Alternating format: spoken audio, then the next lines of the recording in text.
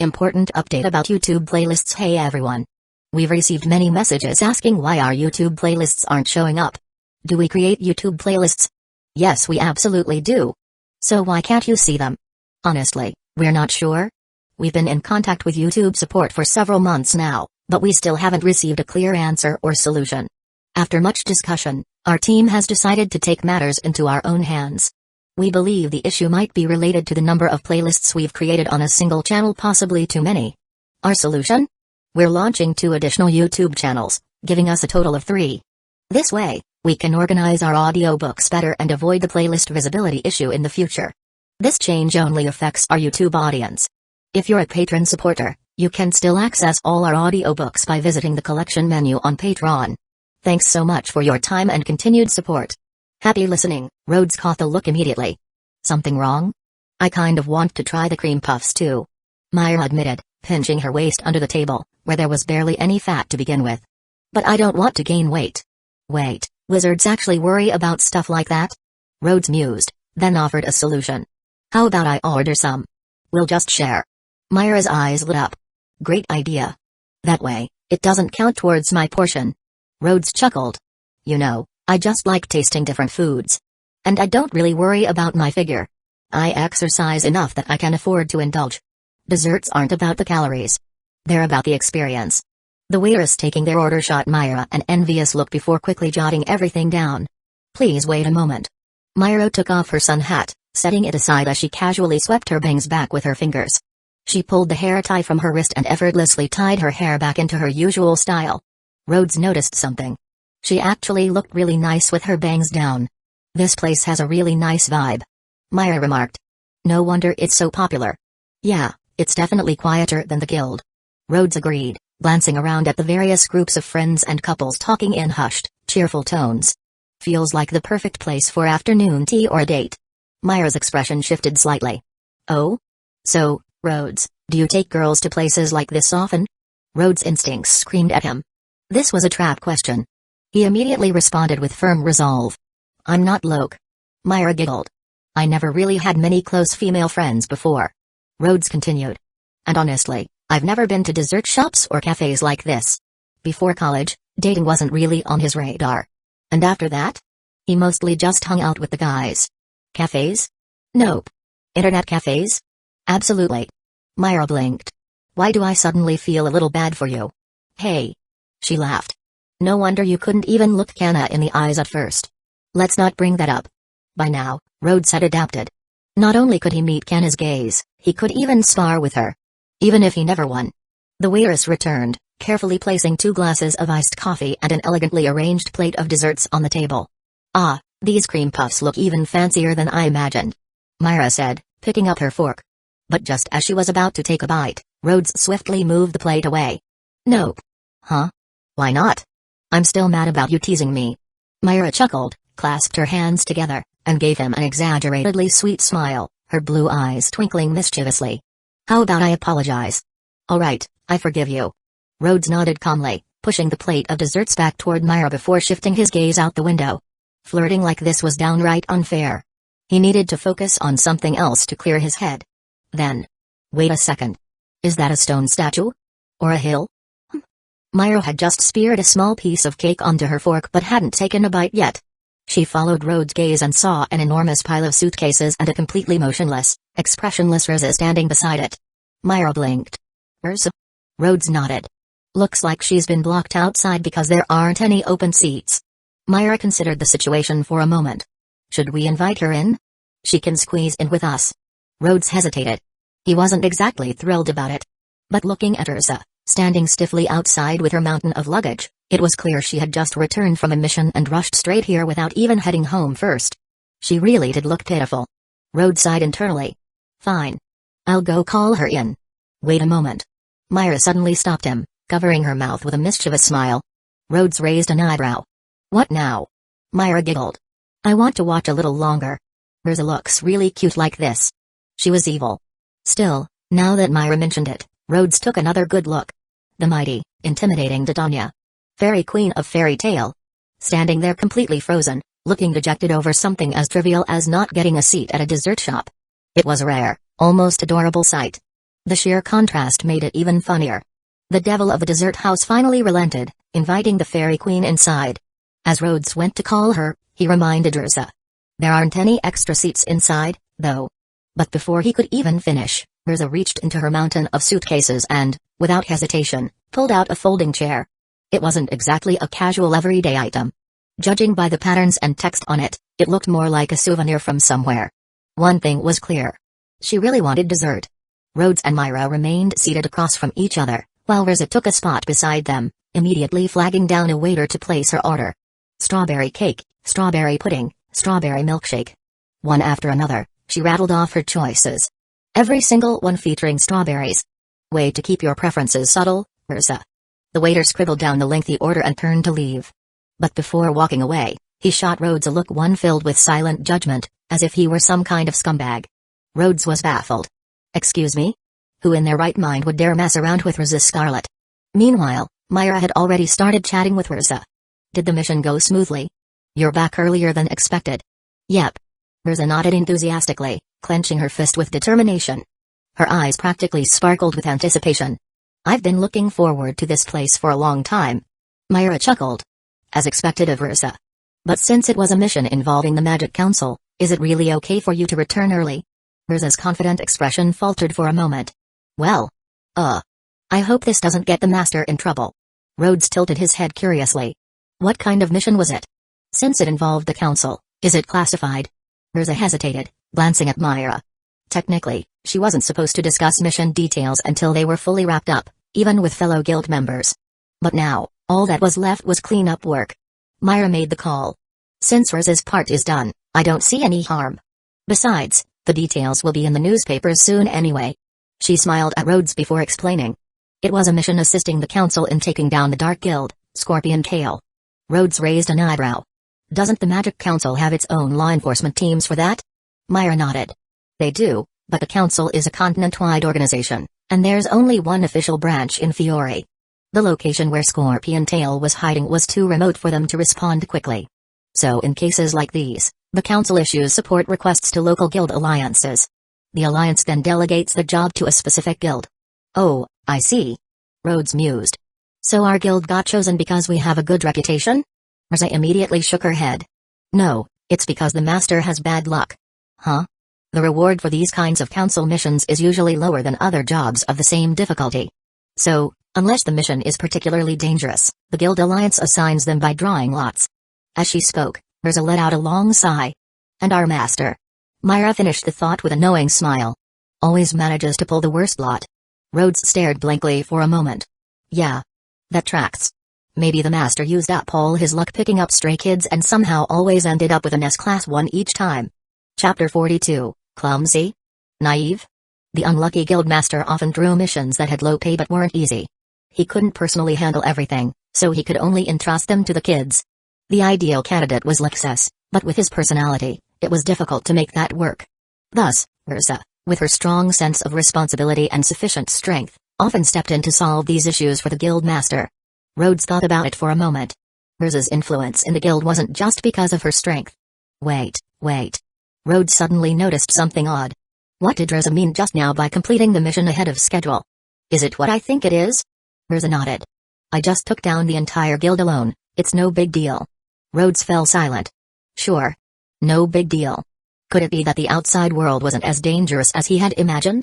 Rhodes hesitated. Wasn't that a bit unsafe? It was a bit rash to make that decision in haste. Urza admitted seriously, but she quickly added, I was just too eager for the strawberry cake from this place. I couldn't wait for backup. I'll think more carefully next time. Great. So, because she was eager to get back to eat cake, she soloed an entire Dark Guild. Makes perfect sense. Myra wasn't surprised at all, it was just Urza's style. Plus, she'd read the intel on Scorpion's tail. Urza could easily handle it.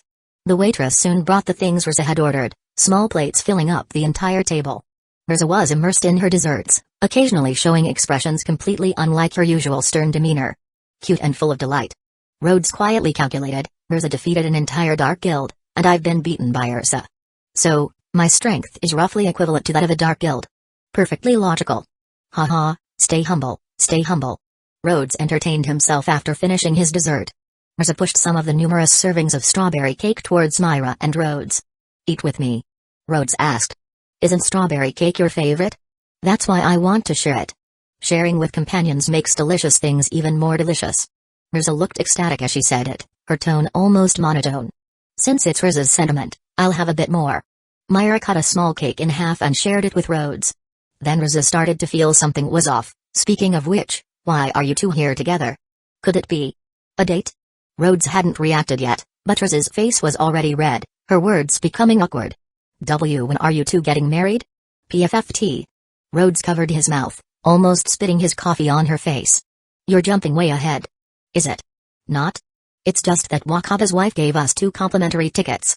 Myra explained, then put a hand on her cheek, smiling mischievously. Well. But if you think of it as a date, I suppose that works too. DDD date. Mirza stuttered continuously. Myra laughed even harder. Shirza is adorable too. Too bad Rhodes doesn't blush anymore, it was more fun before. Rhodes let out a light sigh. 1 month of experience had thickened his skin, or maybe he'd grown used to it. The main thing was, when he left home today, he'd acted as if it was a date anyway. Now, being teased by Myra like this, there wasn't really any room to feel embarrassed. Rhodes soon found that Rizza was a bit naive. When he and Myra had already moved on to another topic, Rizza was still confirming with Myra whether she'd been joking or not. It took a while to clear things up for Rizza, and for her to finish her desserts. Then, the 3 of them left together.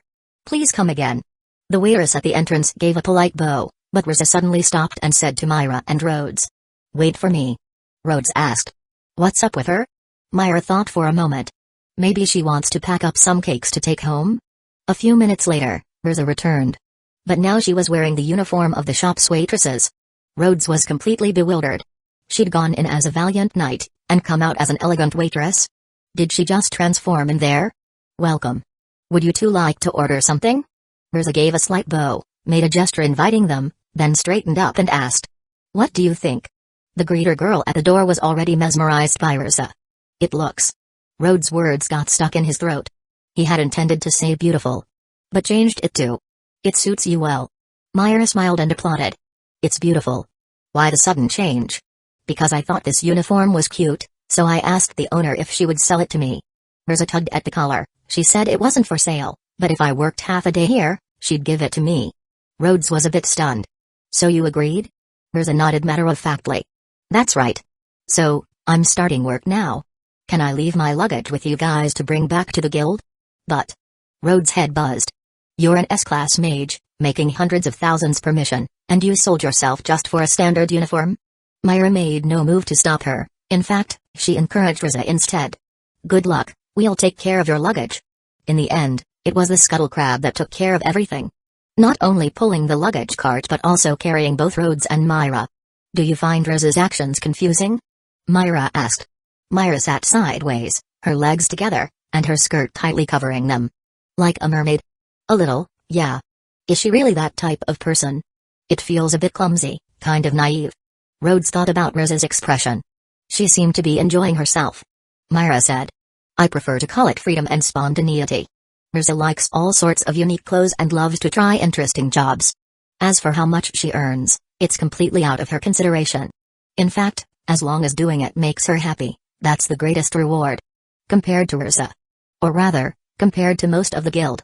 You're too tense and worried, Rhodes. I don't really know what you've experienced, what burdens you carry, so I'm not in a position to tell you to relax like the others. But at least today, even if it was just that little while in the dessert shop, I hope you were happy. That same bright smile she had when they first met, the same gentle tone as the first time he heard her speak. Each word flowed into Rhodes' heart like a gentle stream. Soft, warm. Rhodes finally understood why he had fallen for her. Thank you, I am very happy. Every day in Fairy Tale has been happy. But today, especially happy. Chapter 43, Warren's distress signal. The news of Rizza working as a waitress at the dessert shop spread quickly throughout the guild. Such sensational news directly led to a significant drop in foot traffic at the tavern. Most of the guys who usually hung around the guild decided to check it out, wanting to see what Rizza looked like as a waitress. Most of the girls did too. The person who spread this news was definitely not Rhodes. Was it you again? Myra asked. I only told Max. Rhodes replied. Which is the same as telling the entire guild. I didn't expect everyone to be so interested in being served by Ursa. Myra chuckled. Don't you want to experience it too, Rhodes? Spare me. Rhodes said. The last time she dressed as a nurse, she almost strangled me with bandages. As a waitress. Will she smash customers' heads with the tray? Or maybe step on them? Myra waved her hand. She wouldn't go that far. I hope no one gets hurt. Rhodes offered a silent prayer for his guildmates, then took advantage of the quietness to train. In a corner of the guild's backyard were some dummies, wooden stakes, and a frame with hanging sandbags for practicing punches and kicks. All parts involving woodwork kindly provided by Loki's wood-shaping magic. The payment was a simple diagram of a flying guillotine that Rhodes drew. It was a weapon or concealed tool from wuxia novels, but because of its grim, guillotine-like design, Loki liked it. She said she had already taken it to someone to have the design modified in detail and was preparing to have it made. Most of the time, Rhodes was the one using the training equipment, but occasionally his diligence would inspire his companions, and they'd drop by to train. Especially Jet, Troy, and others who'd been defeated by him. Originally, Rhodes had asked Loki to make 2 wooden dummies, but when Natsu saw Rhodes practicing with them, he insisted on giving it a try. Now, all that was left of the dummies were the stakes. It didn't matter if they broke. At least they could punch without restraint. The sound of thudding echoed from the backyard, as Rhodes became increasingly proficient in coordinating his magic with his physical attacks. Answer my call, raptors. A crimson magic circle flashed, and in the guild's backyard appeared 1 large and 5 smaller strange birds. The largest bird tilted its head back and let out a slightly raspy cry. Crimson raptors, commonly referred to as raptors.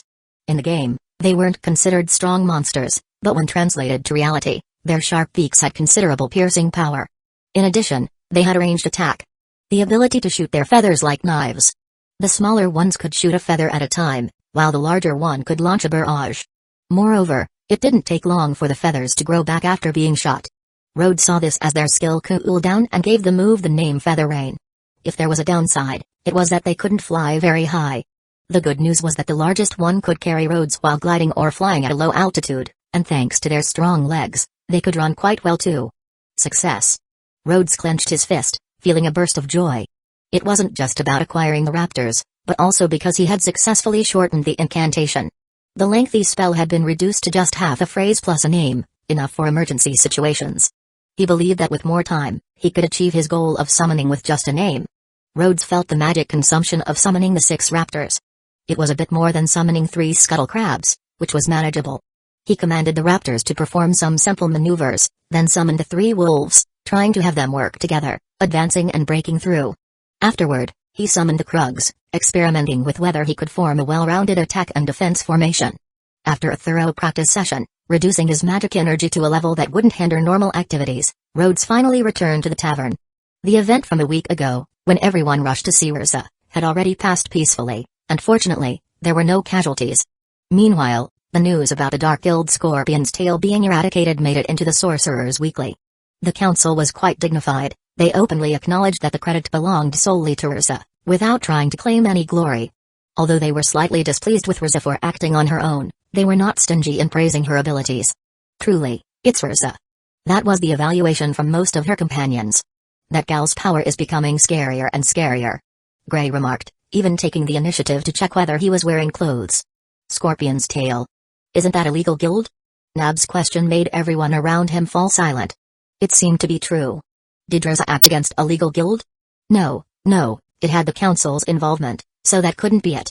Max was more than happy to explain to everyone, Scorpion's tail was only recently classified as a dark guild. They were secretly working for some wealthy merchants, using kidnapping and coercion to suppress competition. It only got exposed recently. Everyone let out a sigh of relief, but soon their concern returned. Help. Everyone in the guild, including Rhodes, heard a voice like this. It's terrifying. Somebody save me.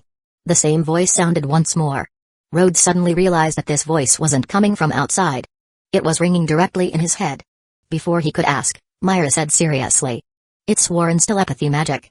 It allows him to transmit his thoughts to others over a distance. Rhodes wasn't familiar with Warren, only remembering the guy with a unique side-swept fringe who preferred keeping to himself. Others had already recognized it as well. That's Warren's voice. He's asking for help. Is he in danger? But wasn't he on a date with his girlfriend today? This was information Max had learned from talking to Warren yesterday. Where are you, Warren? Gray jumped up, yelling as he tried to communicate with Warren. Some people shouted, while others asked Warren's whereabouts in their minds, but none of them received a response. Warren only kept repeating words like scary, terrifying, and help. With a bang, Loke pushed open the guild's front door from outside, rushing in to ask, "Does anyone know what's happening?" Everyone out on the street heard Warren's cries for help. It's causing a panic. So it's a non-discriminatory call for help. Mirza couldn't sit still any longer. The master isn't here now, so I'll take command. Everyone, prepare for battle. Mirza quickly assigned tasks. Some people set off immediately to maintain order and protect the residents, while others were in charge of searching for Warren and preparing for a rescue. Generally speaking, when a mage went out, all their actions and the risks involved were their own responsibility. If others offered unsolicited help, it could be seen as an insult to the person's abilities, hurting their pride. But, if that person called for help during a crisis, then as companions, they would go all out to save them. At least, that's how Fairy Tale did it. Chapter 44, the citywide prank roads was assigned by Mirza to search for Warren's whereabouts. Myra was to stay behind and, once the situation became clear, would be responsible for calming the nearby residents and, in the worst-case scenario, guiding civilians to evacuate. With Mirza's command, the guild members quickly took up their respective duties, each doing their best to contribute. This was Rhodes' first time seeing the guild operate at full speed. A guild that argued and fought every day actually had such strong cohesion. Answer my call, Merc Wolves. Inspired by the atmosphere, Rhodes summoned 6 wolves in one go. In the Summoner's Rift, Merc Wolves had 2 packs, a total of 6. Mirza, they have a keen sense of smell. If there's something Warren has used, they should be able to track him down quickly. If anyone needs to move fast, I still have the Scuttle Crab. Nab said. I know where Warren's home is. Let a few follow me. Myra also said. There may be some things Warren left in the guild. I'll go and look. You're a big help. I thought with Natsa gone, we wouldn't be able to track by scent. Mirza said. Alright then, let's split up. Okay. Rhodes divided 1 pack of Merc Wolves to follow Nab and left another pack to assist Myra in searching the guild. It's so high, it's so scary. Help me. The search team paused and narrowed the search area to places that were elevated. Rhodes was worried about Warren's safety but also felt a sense of relief that he could be of use. That sense of relief only lasted a few minutes before it completely vanished. Other guildmates also dropped their concern, some even wanting to beat Warren up. Because I'm saved. Finally off that damned suspension bridge. I'm never going somewhere that high for a date again. Oh no. Was my telepathy active the whole time? Warren's voice cut off abruptly. Both inside and outside the guild, everyone broke into curses. Warren. You idiot, are you messing with us? We won't let you off. Fairy Tale mages again? What are they up to this time? I thought they'd been quiet for a while. Isn't it too much to pull a prank across the entire city? Voices of all sorts echoed across Magnolia, with complaints on the streets loud enough to be heard even inside the guild. Mirza put a hand on her forehead, feeling embarrassed after having just led everyone so heroically, only to end up like this. Myra stopped rummaging for Warren's belongings and instead smiled again. Oh my, oh my. We've gone and stirred up trouble again. Rhodes felt conflicted. So this was all because Warren was on a date on a suspension bridge, then panicked, causing his magic to lose control, and made his voice heard throughout the entire city? Mirza nodded. Yes, he seems to have a severe fear of heights. The absurdity of the situation left Rhodes in disbelief. Since this affected the entire city, do you think the residents will tear down our guild? They won't. Myra waved her hand dismissively. Stuff like this isn't all that uncommon. There's a more over-the-top uncle in our guild. If he comes back, the whole city turns upside down. But we still have to properly apologize and seek everyone's forgiveness. I'll go and find him right now. Mirza's eyes became sharp. Rhodes, the Scuttle Crab. Right. Rhodes summoned the Scuttle Crab. It's similar to riding a horse. Use the antennae as reins. Got it. Mirza leapt onto the crab's back, snapped the reins. And the crab sped off through the guild doors. Rhodes thought about Mirza's intimidating look just now. You think Warren won't get chopped down by her, right? Myra said. He probably won't be killed. So, he'd still get chopped. Rhodes realized his common language had improved enough that he could easily catch the implied meaning in Myra's words. Besides, after something like this, even if he wasn't physically cut down, he'd be socially dead, wouldn't he?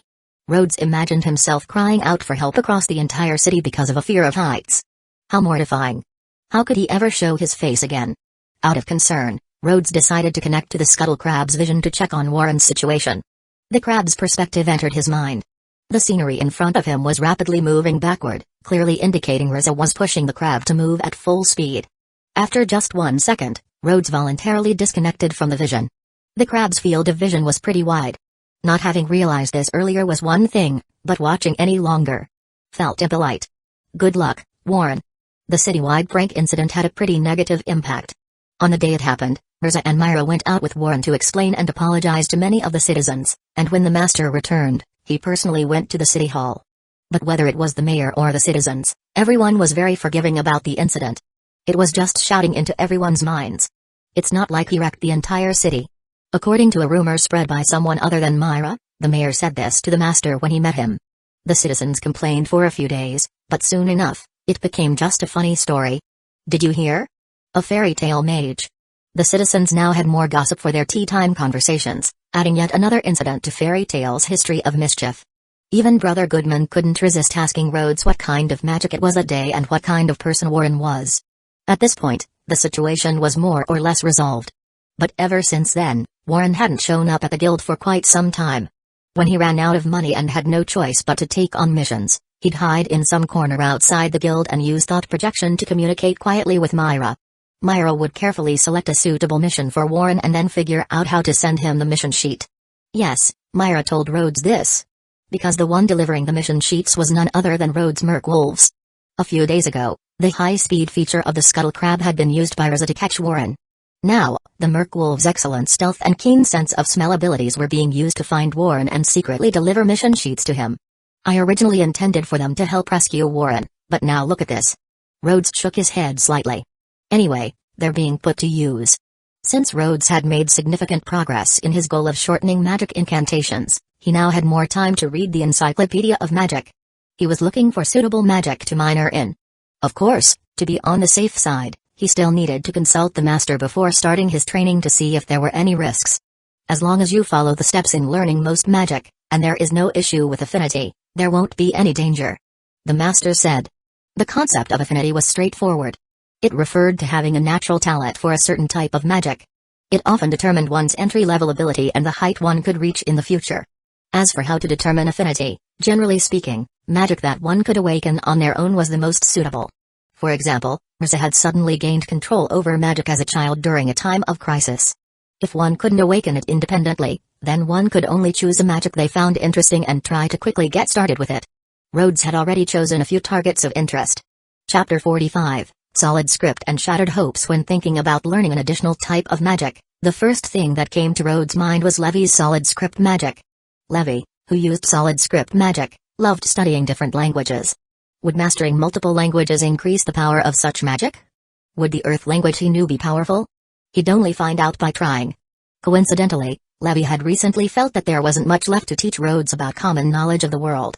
Hearing that he wanted to learn solid script, Levy immediately patted her chest and promised to teach him everything she knew, offering him a 1-month trial without any fee. The basics of magic naturally started with the simplest characters. Golden magical light shimmered at the tip of Levy's finger as her wrist moved gently, forming words in midair. Solid script, fire. As soon as the word was completed, the golden magical light turned red, transforming into flames, dancing in the air as Levy waved her arm. Rhodes picked up a broken piece of wood from the corner of the yard and threw it into the flames, which immediately ignited. However, as the word fire was gradually destroyed, controlling the flames became increasingly difficult for Levy. After holding it for a while, the flames extinguished, leaving behind a piece of charcoal that continued to burn on the ground. Solid script, water. Levy waved her hand again, writing the word for water, which doused the burning charcoal. Solid script magic uses words written with magic to manipulate elements or other forces that the caster isn't naturally adept at controlling. In a sense, the words themselves are temporary magical artifacts we create. Once this step is complete, you can use them like holder-type magic. Is that so? Rhodes didn't quite know what to say. He had initially wanted to learn an ability-type magic, but Levy's explanation meant it was halfway like a holder-type. Even with the same kind of magic, everyone experiences it differently. That's just my perspective, Levy said. Anyway, let's start with the basics. Writing the words with magic. Alright. Rhodes nodded. Since he was already here, he might as well give it a try. Levy explained in detail how to distribute magic power and how to make the magic released from his fingers remain in the air for a short while. Rhodes listened, memorized, and tried it out, asking questions whenever he didn't understand. Anything related to training had to be taken seriously. While the two of them were enjoying a productive lesson in the backyard, there were also two pairs of eyes watching them. Jet and Roy were clinging to the frame of the guild's back door, each poking their head out to spy. Jet said indignantly, "Damn, that Rhodes is too sly, using the excuse of learning magic to cling to Levy." Roy said. But it was Levy who approached him to teach language first. "Whatever, if this goes on, we need to do something to make Levy understand our feelings." Roy thought for a moment. "How about challenging Rhodes to prove we're stronger than him? We've already lost to him. Right in front of Levy." Jet sighed. "Can you defeat any of his monsters?" Roy patted the pouch of seeds strapped to him. "As long as he doesn't use the Krugs." Jet reminded him. "Rhodes recently got a kind of monster bird. When it flaps its wings, feathers fly everywhere like knives." Roy hesitated. "Then, as long as he doesn't use those birds." Jet continued. "He also has a type of wolf that sneaks up behind you and knocks you over." "Then, as long as he doesn't use those wolves." Jet sighed again. "Might as well ask Rhodes to tie his hands and feet and let you beat him up." Roy himself found it excessive. "What can I do? Who gets this strong after just over a month of training? If there's really no other way, then we'll just have to do that." Jet turned and left. "Hey, Jet, what are you doing?" "I'm just going to get something ready, I'll be right back." Jet activated his speed magic, quickly disappearing from Roy's view. Levy pointed at the word Rhodes had just written, which collapsed at the slightest touch. "Here, your magic power isn't distributed evenly. Try controlling the output speed a bit better." "Got it." Rhodes followed her instructions. This magic was a bit more technical. Even if one wanted to force it with power, it had to be consistent force. And just pushing magic out haphazardly wouldn't work. After some practice, Levy suggested that Rhodes take a break and thoroughly review all his previous mistakes before trying again. Just then, Jet stormed into the backyard like a gust of wind, standing with his hands behind his back in front of Levy, his expression serious. Levy looked puzzled. "Jet? What's wrong?" Jet said earnestly, "Levy, I have something important to say to you." "Oh boy." Rhodes silently stepped back, trying to minimize his presence. He felt like there was something worth watching here. Levy seemed to realize something and asked along with Jet's line. "What is it? Why so serious all of a sudden?" Jet pulled a bouquet of red roses from behind his back, bowing and extending the flowers toward Levy. "I like you. Please go out with me." Jet blurted out the entire confession in one breath, then closed his eyes and held his breath, waiting for Levy's answer like a person leaving it all up to fate. Levy looked a bit surprised, hesitated only briefly, then took a step back, clasping her small hands behind her, without accepting the flowers. "I'm sorry, Jet. I don't have that kind of feeling for you, but thank you for liking me." Rhodes was surprised to see that despite Levy's usually gentle personality, she was decisive in this situation. From the moment Jet finished speaking to when Levy rejected him, it took just 2 seconds. "So that's how it is." Jet struggled to speak. By the time he stood up straight, a stiff smile had appeared on his face. "Sorry for troubling you." Jet held the bouquet in one hand. "Consider this as an apology or a gift between friends." Levy still didn't reach out, only smiled and shook her head. Jet pulled his hand back, forcing a smile. "Right, it's not appropriate. Well, I have something else to do." Jet turned and left, leaving behind a relatively carefree-looking back. Roy, who had been watching secretly, was stunned by Jet's actions. First, he was furious at Jet for stealing the chance, then he was anxious while waiting for Levy's response, and finally, he felt bad for Jet when he got rejected. Of course, among the pain was a slight thrill of now I have a chance. This tiny bit of joy made Roy feel very guilty. They had been best friends since childhood, and right now, he should be by Jet's side. "Jet, you..." When Roy found the dejected Jet, he couldn't even find words to say. He could completely imagine how upset Jet must be now, and at a time like this, anything he said would be pointless, right? Unexpectedly, Jet turned around and patted Roy's shoulder. "It's fine. I was prepared for this outcome. But you, Roy, you go for it." "What are you talking about?" "If you succeed, I'll bless you both," Jet said. "We're still best friends." Jet. Chapter 46, of Confessions, Comfort, and Curious Origins. Hiding in the corner, hoping to enjoy some drama, Rhodes now felt like the drama wasn't so enjoyable anymore. Levy seemed to be feeling uncomfortable. It was obvious that she was probably worried that this would affect her friendship with Jet. After all, the 3 members of the Shadow Gear team had grown up together since childhood. "Hey, Rhodes," Levy asked in a low voice. "Was I too blunt just now?" "How would I know?" Rhodes had never had a childhood friend, let alone been confessed to by one. All he could do was carefully reply. When it comes to feelings, if you don't like someone, it's probably better to be clear about it like you were, right? I know, but still. Levy understood this principle, which was why she rejected Jet so decisively. She didn't even touch the bouquet, wanting to avoid any misunderstandings. She sighed.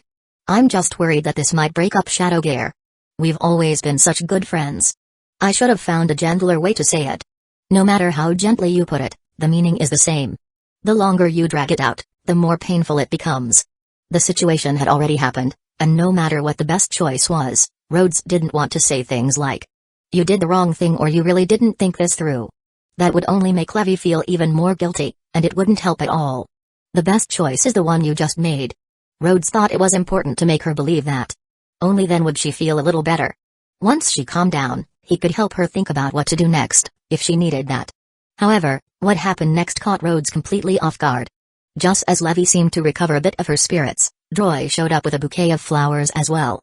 Compared to Jet, Droy's movements were a bit more awkward, but after taking 2 deep breaths, he gathered the courage to say the same words that Jet had just said. This time, it only took Levy 1 second to reject Droy. Droy, looking even more dejected than Jet, dropped the bouquet and left with a downcast expression. Rhodes felt partly responsible. He had just encouraged Levy to believe that rejecting them decisively was the best option for everyone. It took a while before Levy turned around, trying to control her emotions. Let's continue practicing. Rhodes did want to master magic quickly, but under these circumstances, dragging Levy into more lessons seemed a bit. He thought for a moment and said, "Actually, I've used up quite a bit of magic today. Maybe I should rest for a bit. How about I treat you to a drink? Just to thank you for your help." A few minutes later, Rhodes and Levy were sitting at the counter. The two clinked their glasses lightly. Rhodes had barely taken a sip when Levy downed an entire glass like she was possessed by Canna, drinking heartily. Thankfully, it was just regular beer. Myra noticed Levy's red eyes and, pretending to be angry, placed her hands on her hips and asked, "Rhodes, did you bully Levy?" "Absolutely not." Rhodes raised his hand as if swearing. "It's kind of complicated. I don't even know how to explain. It's not Rhodes' fault. I just don't know what to do anymore." Levy mumbled, her face already flushed from just 1 beer, her alcohol tolerance clearly not great. She spilled out her frustrations to Myra like a bamboo tube pouring beans, her speech clearly slurred from being tipsy. "Don't worry, Levy," Myra said gently. "You 3 grew up together and are close friends from the same guild. No matter what happens, that bond won't break so easily. Jet and Roy will recover soon enough." "Really?" "Of course." "In that case, another drink." After her second drink, Levy slumped over the counter and fell asleep, occasionally muttering in her sleep, her arms and legs twitching slightly. If she ever improved her alcohol tolerance, she probably wouldn't be the best drinking companion. Levy was wearing a sleeveless top, and the guild emblem on her left shoulder was quite prominent. Although it was summer, the ceiling fan was spinning above them. Rhodes wondered if he should cover Levy with something, but he didn't have anything at hand. Myra, on the other hand, found a light blanket and gently draped it over Levy. "Rhodes, you've been paying a lot of attention to Levy lately. Could it be that you also?" Myra began teasing again. "It's not like that. Levy's cute, but she's not my type." "Oh? Then what's your type?" Myra's eyes gleamed, as if the flames of gossip were burning within them. Rhodes almost wanted her to experience the discomfort of being the subject of gossip herself, but he knew that patience was important in the long run. "Secret. Secrets make a man more mysterious." Rhodes borrowed a line from a detective enemy. "Confessions aren't something you should rush into, especially not after what Jet and Roy had just done." "Ah, that sounds like something Locke would say." Myra chuckled. "Have you 2 gotten closer?" "Not at all. If I get within 5 meters of him, he runs. These days, when it's his turn to order something, he even asks Locke to place the order for him." Rhodes was rather helpless in this regard. After their failed sparring session, all attempts to ease the tension between him and Locke had been futile. Myra speculated that it had to do with a female celestial spirit mage, and knowing Locke's personality, it probably involved some kind of romantic entanglement. However, she didn't know what kind of painful experience had made him avoid anything related to celestial spirit mages so desperately. Rhodes' approach was simple: if it couldn't be solved, then don't solve it. Even brothers don't always get along. In a guild this big, it was normal to have a few people you couldn't mesh with. As long as it was a fellow guild member, Rhodes figured that when Locke needed help, he'd be there. "Shadowgear, unite." Levy suddenly raised her fist and shouted in her sleep. Rhodes readjusted the blanket that had slipped off her. "Looks like she's dreaming about the old days. When did the 3 of them start teaming up?" I'm not sure, Myra said thoughtfully. I remember when I first joined the guild 5 years ago, they were already hanging out together a lot. 5 years ago. You must have been 12 or 13? Joining the guild was practically equivalent to becoming independent, and she had brought her younger brother along. Rhodes felt a pang of sympathy as he listened. I was 13. It wasn't that early. Natsu joined the guild a year before me, and Rosa joined a year before that. Gray, Kana, and Levy joined even earlier. Myra's expression softened with nostalgia. We were all kids with nowhere to go. Joining the guild was the first time we found stability. By the way, I've never asked. What did you do before you came here, Rhodes? I was a student. Rhodes replied. From the time I was 5 years old, right up until a little over a month ago, I was always in school. Just school for all those years? Myra looked surprised. When Rhodes nodded, she asked, could it be you were some kind of noble or prince? Chapter 47, Warm, have you gained weight? It's not that. There are no nobility or royalty in my country. Being able to spend so many years just studying must have been thanks to things like government policies, social order, and productivity. Of course, family support is also very important. Rhodes suddenly fell silent. Except for those first few days after arriving here, he hadn't allowed himself to think about these things, let alone mention them. The guild master had told Rhodes that if he traveled more in the future, he might find clues about the spatial magic that brought him here. If he couldn't find anything, then the guild would be his home. Just like Natsu. 6 years had passed since Natsu's foster father, Gnil, had disappeared. Natsu was still searching for any trace of his beloved family, but at the same time, he had found new family. Rhodes didn't know the details of Natsu's circumstances, but it seemed different from his own. He himself might never have a chance to go back. But that's not necessarily a bad thing. A magical, dreamlike world, full of sights waiting to be seen. That's what Rhodes told himself. He then threw himself into work, studying, and training, trying to live a fulfilling life for now and leave those worries behind. Myra found it hard to imagine what kind of country Rhodes was describing. A place with good quality of life and social order that allowed even children from ordinary families to continue their education into adulthood. A place that comfortable without a king or nobles. Was that even possible? She didn't continue asking, as Rhodes had paused when he mentioned family.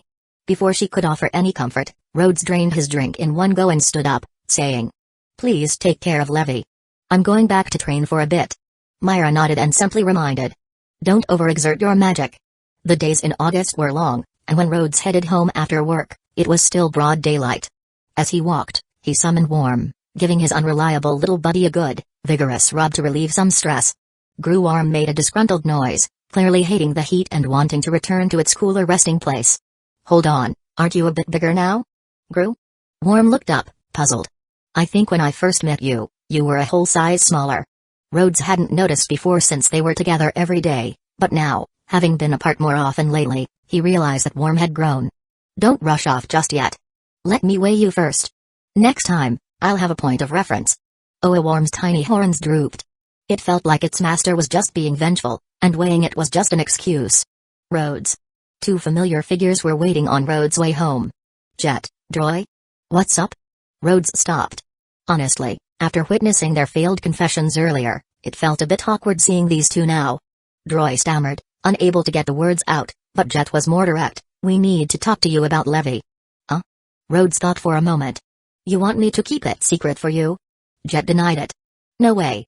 We just got rejected, there's nothing embarrassing about that. Actually, keeping it a secret would be best." Droy mumbled, but Rhodes didn't hear, and Jet shot him a glare. Jet got to the point. "Here's the deal." Rhodes summarized. "So, you rushed to confess today because I've been spending time with Levy recently, which made you feel threatened." Droy added. "And she always looks really happy whenever she's around you." "Of course she's happy. Don't any of these people realize how much fun learning is? You guys are overthinking it. Levy is purely enjoying the joy of gaining new knowledge. She genuinely loves anything related to languages." Droy asked uncertainly. "Really?" Rhodes replied. "You grew up with her. Don't you know how much she loves studying languages? Especially ancient ones." Jet looked a bit embarrassed. "Whenever she got into studying that stuff, we were either sleeping or hiding far away." Rhodes rubbed Worm's little horns, speaking firmly. "I'm certain that Levy doesn't have those kinds of feelings for me, and I don't have them for her either. She's just not my type." Jet and Droy looked like they were on the verge of tears, realizing they had made fools of themselves. "If you need to cry, go ahead. Then think carefully about how to handle your relationships with her. Levy did make her rejection pretty clear. Rhodes said goodbye to the two unlucky in-love guys, feeling a sense of relief. Thank goodness neither of them was the pushy type. Otherwise, he might have faced some cliché like, "I won't believe you unless you prove it to me," or "Beat us, or you can't go near Levy." It was so much easier dealing with people who were straightforward and reasonable. On the way back, Rhodes noticed a small stall selling watermelons packing up for the day. He thickened his skin and brought Worm over, asking the stall owner to weigh it. Without actually buying a watermelon. "Man, why were watermelons so expensive? Just wait until I make some good money. Then I'll buy 2 at a time. Eat one myself, and share the other with the guild."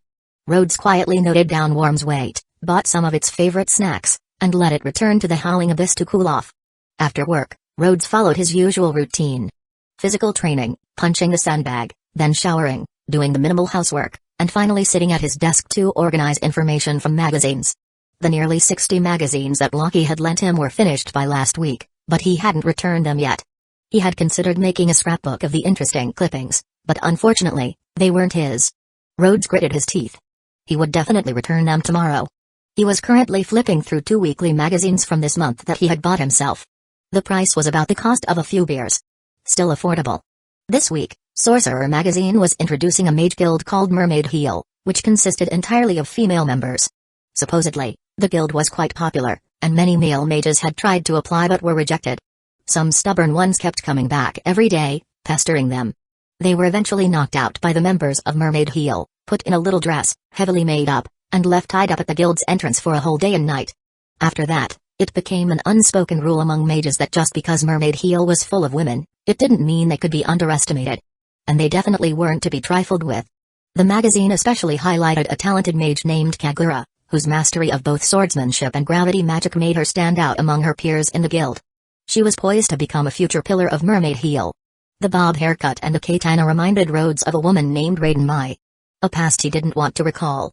Rhodes figured he had long since outgrown his phase of crushing on 2D characters. He quietly noted down the information about Mermaid Heel and Kagura, put down his notebook, and began his evening meditation. Chapter 48, Developing Poro's Gourmet Dish. The confession incidents involving Levy had, for the time being, not spread very far. Myra, although she loved gossip, still had her limits and didn't want to hurt the feelings between the three. Rhodes continued to learn script magic from Levy while quietly keeping an eye on the trio's reactions. After all, the events had a little something to do with him. Over the next week, both Jet and Roy didn't take any jobs, often huddling in a corner whispering to each other. Jet tried several times to approach Levy to say something, but Roy always pulled him back, discussing how to phrase things without making it awkward. During her breaks, Levy didn't go to them either. Instead, she often sat at the counter talking with Myra. Even then, her gaze frequently wandered over to Jet and Roy, clearly worried about how to break the awkwardness between them. Rhodes wondered whether he should help them speak plainly to one another, but he was afraid it might make things even more awkward.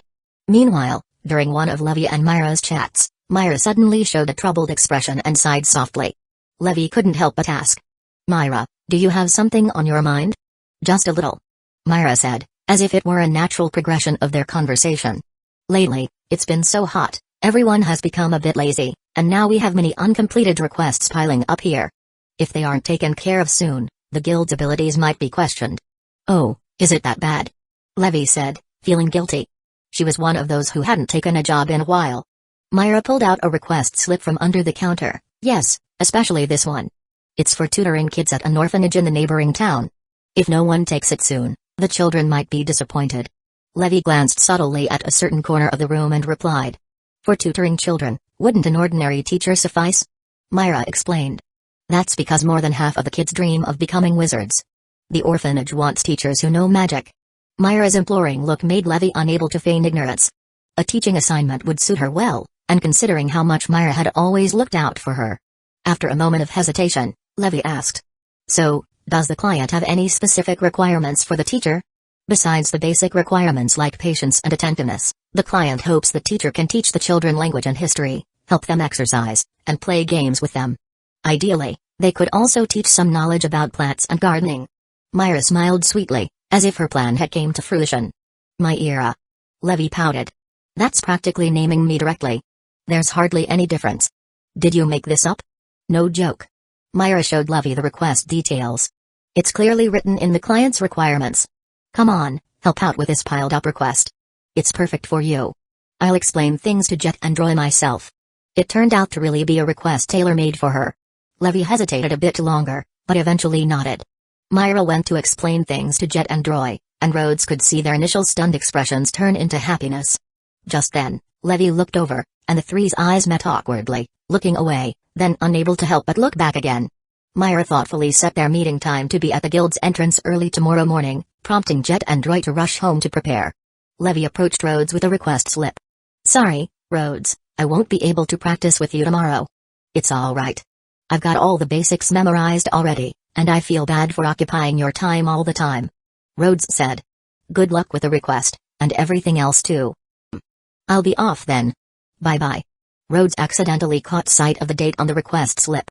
The request was from yesterday, and the deadline was a week away. So much were piled up for a long time. Tatsuya's mom was right. Prettier women are better liars. Myra clasped her hands together apologetically, with a slight playful smile. Sorry, Rhodes, for taking away your tutor. Rhodes suddenly felt like being playful himself. Indeed, my heart has suffered a great blow. So, is there any compensation? Myra blinked.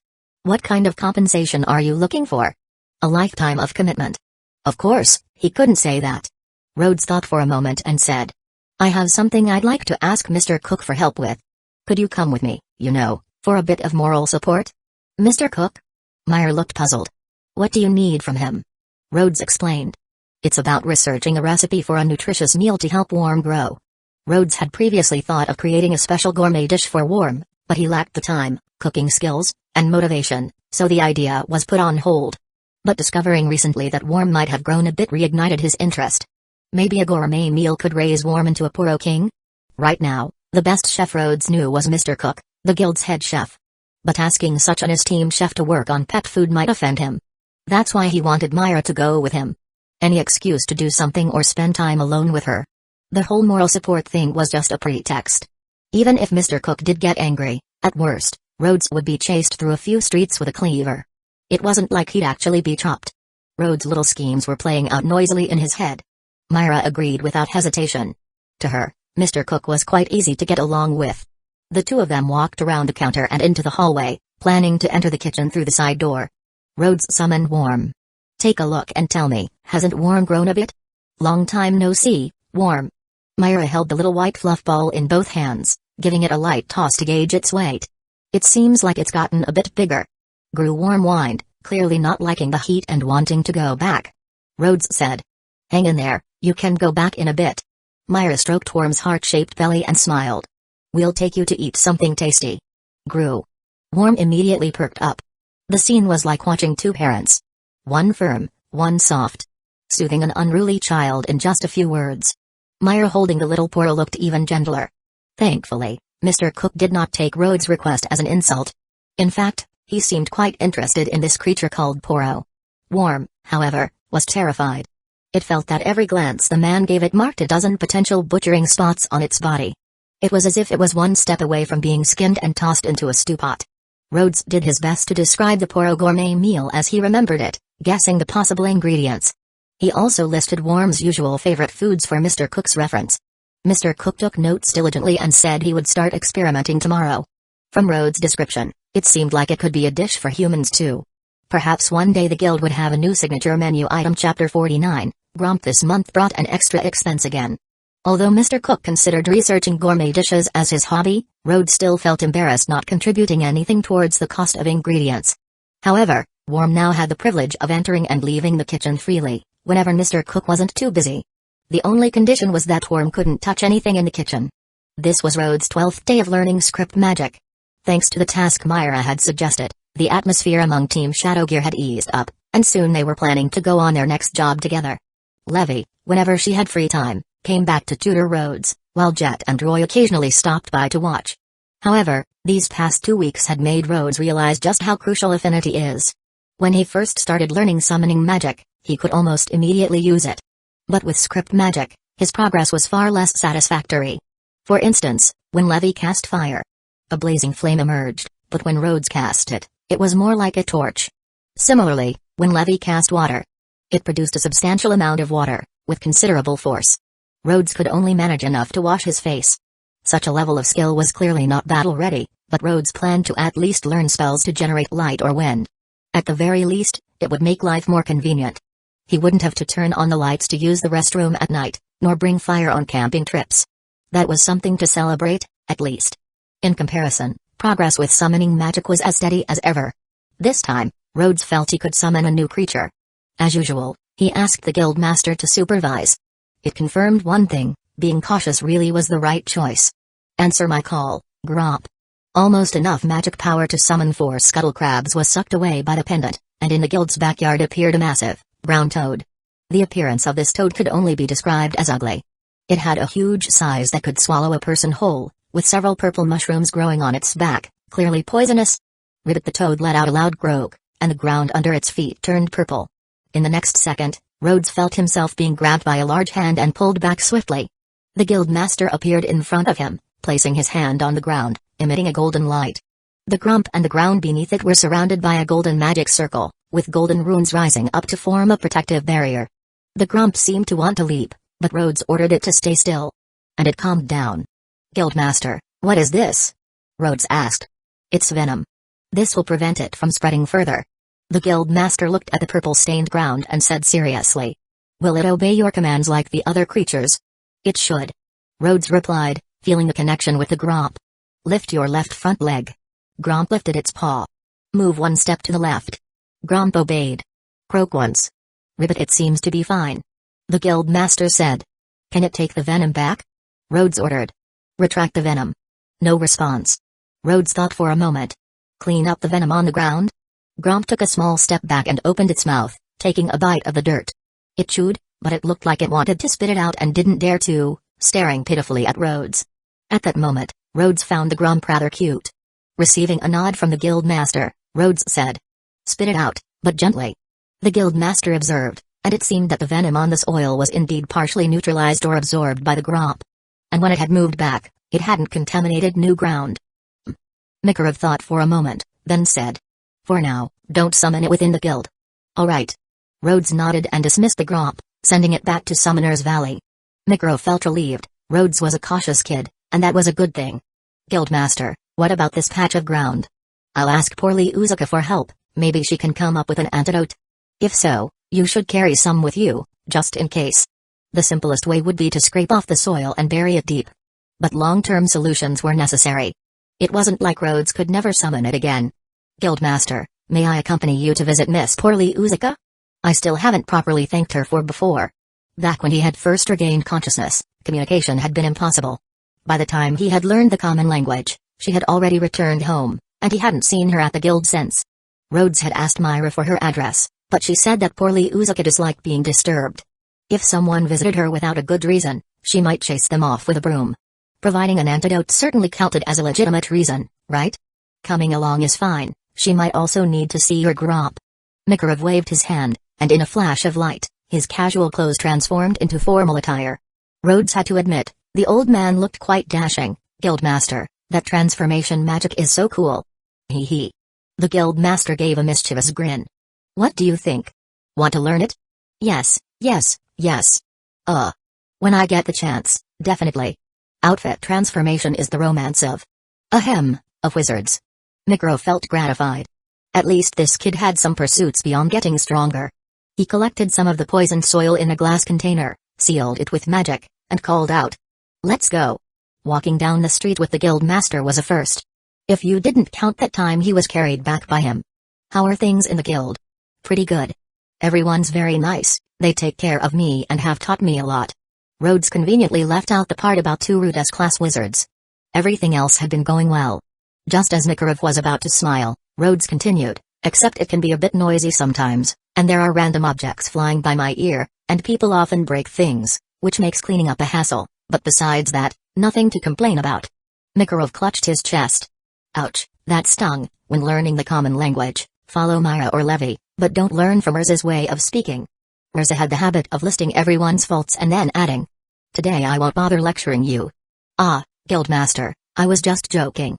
Don't take it to heart. Rhodes hastily backtracked, not wanting to upset the old man. Honestly, I think it's nice for the guild to be lively. He quickly tried changing the subject. By the way, Guildmaster, Ms. Poorly Uzuka lives in the eastern forest, right? Should we take Scuttle Crab? Makarov looked at the bustling street. After we leave the city. We don't want to cause trouble for everyone. Alright. Wait for me, I want to buy something. Rhodes ran over to a fruit stand and came back a few minutes later with a bag of apples and a bag of peaches. It was his first visit. He couldn't go empty-handed. Makarov smiled, not saying anything. This is where I found you. The two of them rode the Scuttle Crab through the forest until they reached an open space. Makarov pointed at the clearing. Rhodes didn't have much memory of this place. The forest all looked the same to him. Back then, even without that strange beast, he probably would have ended up lost and starving here. Chapter 50, The Price of Power and the Cost of Fear. The area had once shown traces of scattered footprints, but after a few rainfalls in recent days, the specific shapes were no longer discernible. Guildmaster, you mentioned investigating the beast rampage earlier. Any results? Absolutely nothing. Since that incident, there hasn't been a single trace. Makarov replied, glancing at Rhodes. But I do have a guess now. I do too. Rhodes looked guilty, lowering his voice. If it turns out the beast rampage was caused by my magic going haywire, how much would I have to compensate? Seeing Rhodes' worried expression, the Guildmaster chuckled, no need to compensate at all. This area is unclaimed land. There's no way we'd pay fines to the king over such a trivial matter. Rhodes breathed a sigh of relief, almost facing another financial crisis. They continued deeper into the forest until they arrived at Poorly Uzuka's residence. A treehouse. Rhodes looked up at the bright red apples hanging from the surrounding trees, then down at the bag of apples he was holding in his left hand. He suddenly felt a little redundant. Guildmaster. Rhodes forced a sheepish smile. Why didn't you say anything earlier? Ha ha ha. So you can show this expression too. How amusing. Makarov laughed with a mischievous grin, looking like an old child. After laughing enough, he added.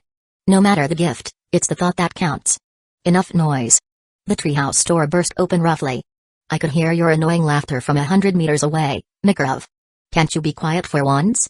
Makarov greeted her with a smile. What's wrong with being lively every now and then? It must get pretty lonely living all by yourself here, right? Poorly Uzuka looked at Rhodes. Your injuries should have healed long ago, right? Rhodes quickly replied. Yes, they have. I heard that you value peace and quiet, so I didn't dare come to disturb you.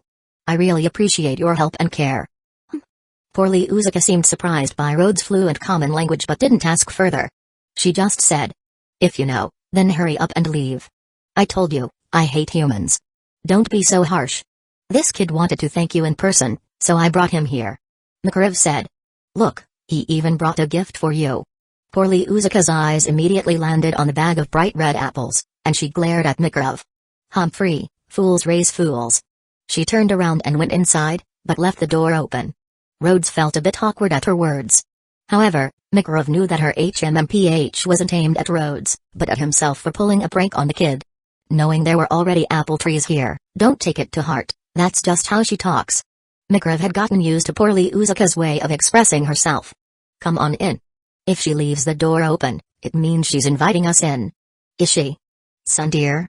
No, that's too disrespectful. Rhodes silently scolded himself for disrespecting his benefactor, following the guildmaster into the treehouse. The interior of the treehouse was not spacious, and the furnishings were quite basic, with almost no space to walk once inside. The floor was filled with pots of medicinal herbs and bottles of various potions. The room contained only a bed, a desk, shelves and cabinets carved into the walls, and one single wooden stool. Rhodes looked around, unsure of where to put his things. Poorly Uzuka eyed the jar in Makarov's hand. You're here because of what you're holding, right? Makarov nodded. Yes. This is some soil contaminated with venom, and I wanted you to see if there's a way to deal with it. Poorly Uzuka immediately asked. Has anyone in the guild been poisoned? No, just a precaution. Makarov explained the incident, and ended by complimenting Rhodes. This kid is very cautious. Humphrey, another fool chasing nothing but power. With disdain on her face, Poorly Uzuka took out a petri dish, placed some of the contaminated soil inside, and added one potion after another. Rhodes wasn't bothered by her attitude. This elderly lady had probably experienced something that made her speak this way. Maybe a companion who had hurt themselves while over-pursuing power.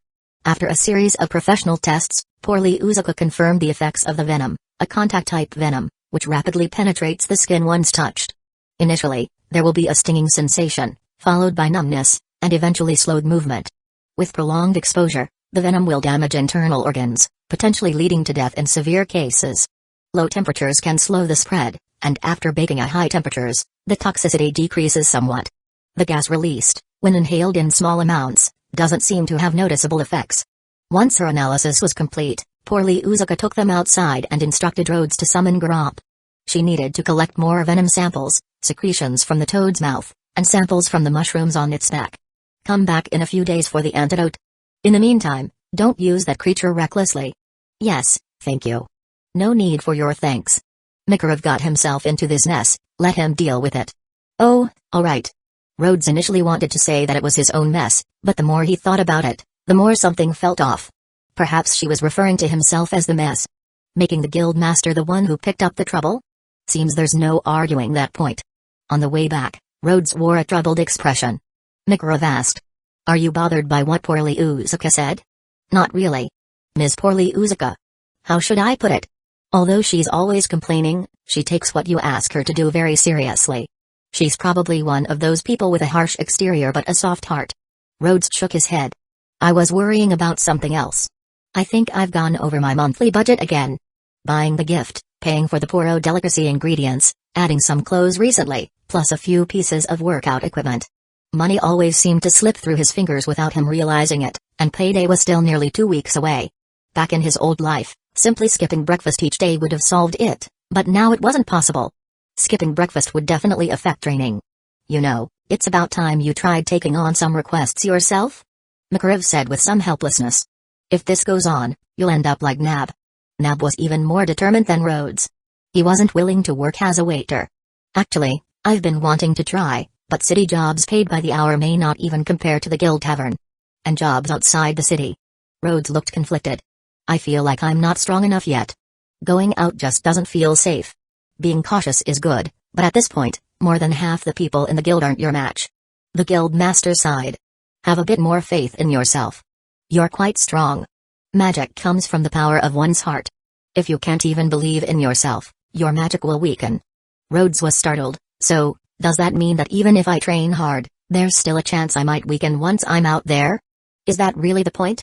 Makarov couldn't help but scold Rhodes. When we get back, ask Myra to help you pick a suitable task. Makarov suspected that Rhodes might have some lingering trauma from being attacked by that beast. He needed to go out, build some confidence, and gain some knowledge beyond what books could provide. Okay. Rhodes reluctantly nodded. Logically thinking, the guild master had no reason to lie to him or mislead him. Maybe it was time to go out and explore? To be safe, he would ask Myra to pick an easy task, and preferably join a team for it. Chapter 51, Analysis. Myra had just registered a task from the cow when she heard the guild master explain the situation. So, guild master, you convinced Rhodes to take on a job by exploiting his financial troubles again? Don't make it sound like I'm trying to drive him out. But yes, that's basically it. Makarov said. Help him choose a suitable one. Myra looked at Rhodes. What kind of task are you interested in, Rhodes? Preferably something with a high safety factor, a little bit of traveling but not too far, and it shouldn't take too long. Oh, and the pay should be. Rhodes paused. Am I asking for too much? Oh, so you know. Makarov sighed as he nimbly hopped off the counter. Whatever, you two figure it out. Rhodes felt like a graduate attending his first job interview. What seemed like a normal job to the guild master felt overwhelming to Rhodes, who was anxious about not knowing the details. What exactly was involved, and what if he couldn't do it well? Actually, you don't have to take the guild master's words too seriously. Myra didn't want to pressure Rhodes into taking on a job. To her, it wouldn't hurt to train a bit longer. Everyone in the guild is free to choose their own path. Even Nab, for example, is never forced by the guild master to go out. I don't want to end up like that, and I can't keep living off loans forever. Rhodes replied. Please help me pick one that suits my abilities. With enough preparation, I should be fine. Alright. Myra saw Rhodes train every day and was quite familiar with his strength. Still, for a first job, it was best to get familiar with the process while building experience. Something that also took care of a newcomer. Myra pulled out a task sheet. How about this one? Rhodes looked at it. The top of the task sheet read wanted. And below that, it was completely blank. It's empty? Yep. There was a request that came in today, and I haven't had time to write it down yet. Myra picked up a pen and began to write carefully on the counter. A request from today? That must have been posted while I was out with the guild master. Rhodes watched her pen move, and neat lines of words began to appear. Escort mission: escort the client to the capital of Fiore Kingdom, Crocus, and return safely. Reward: 20,000 J. Scheduled departure time: 8 a.m., August 23. Request date: August 22 to Crocus. Crocus, the capital of Fiore Kingdom, also known as the flower-blooming capital, was the most prosperous city in the country. Of course, Rhodes had learned about such important facts. To reach Crocus from Magnolia, you could take a carriage west and arrive on the same day. Traveling by canal was even faster. Importantly, whether by road or waterway, the usual route was essentially the equivalent of a public highway, making it safe for ordinary civilians to travel back and forth without worry. The safety rating was quite high. In other words, if the client needed a mage escort despite traveling along such a safe route, it meant someone was targeting the client. Either their life or their belongings. This would add a lot of uncertainty and potential danger to the journey. Rhodes pondered that he needed to understand why the client was being targeted before deciding whether to accept the job. However, just as he was working through his analysis, Myra's pen made a light stroke, writing the final line, "Client, Myra Jane Strauss." Rhodes looked up, stunned. "Huh?" Myra smiled at him. "Huh, what?" "Myra, this." Rhodes didn't know what to say. Was this about creating a task since there wasn't a suitable one? Myra explained. "I do need to go to the Crocus tomorrow, and I was thinking of finding someone to go with me. You only have to say it, and people willing to accompany you would line up from the counter to the door." "Oh, you're such a sweet talker." Myra laughed, then asked. "So, Rhodes, are you one of them?" "Of course, since you've taken care of me so much." Rhodes nodded. "There's no need to make it an official request." Myra raised a finger and gently waved it. "Don't worry. In general, when inexperienced newcomers take on their first task, the guild arranges for a senior mage to accompany them. This is to help newcomers get familiar with the work process and handle any emergencies. In my case, I guess I qualify as a senior mage. While I can't fight, if you have any questions during the mission, you can ask me. So, Fairy Tale Mage Rhodes, will you accept this task?" "I accept." Rhodes smiled. He couldn't refuse a kind gesture, though it did make him feel a bit like he was getting preferential treatment. "In my capacity as the guild master's assistant, I hereby approve your acceptance of this task." Myra said this in a very official-sounding tone on purpose. She took out a stamp, pressed it onto the task sheet, and then filled in some information in the logbook.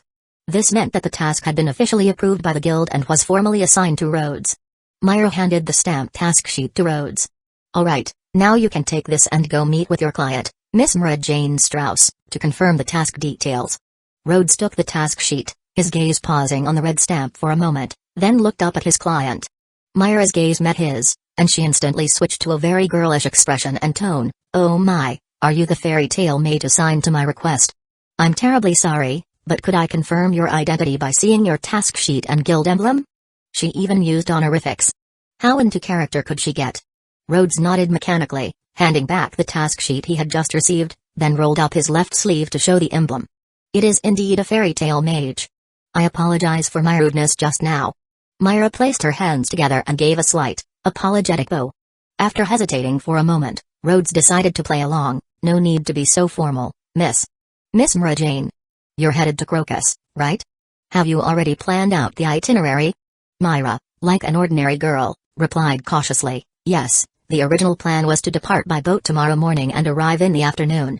I'll need to stay overnight in Crocus, then return by carriage the next morning, arriving back in Magnolia by evening. Sir Mage, do you have any suggestions?" Rhodes felt uncomfortable being called Sir Mage in such a pitiful tone. "Please, don't call me that. I have no objections to the itinerary, I just wanted to understand. Why did you feel the need to hire an escort? Are you being targeted by someone?" Myra shook her head.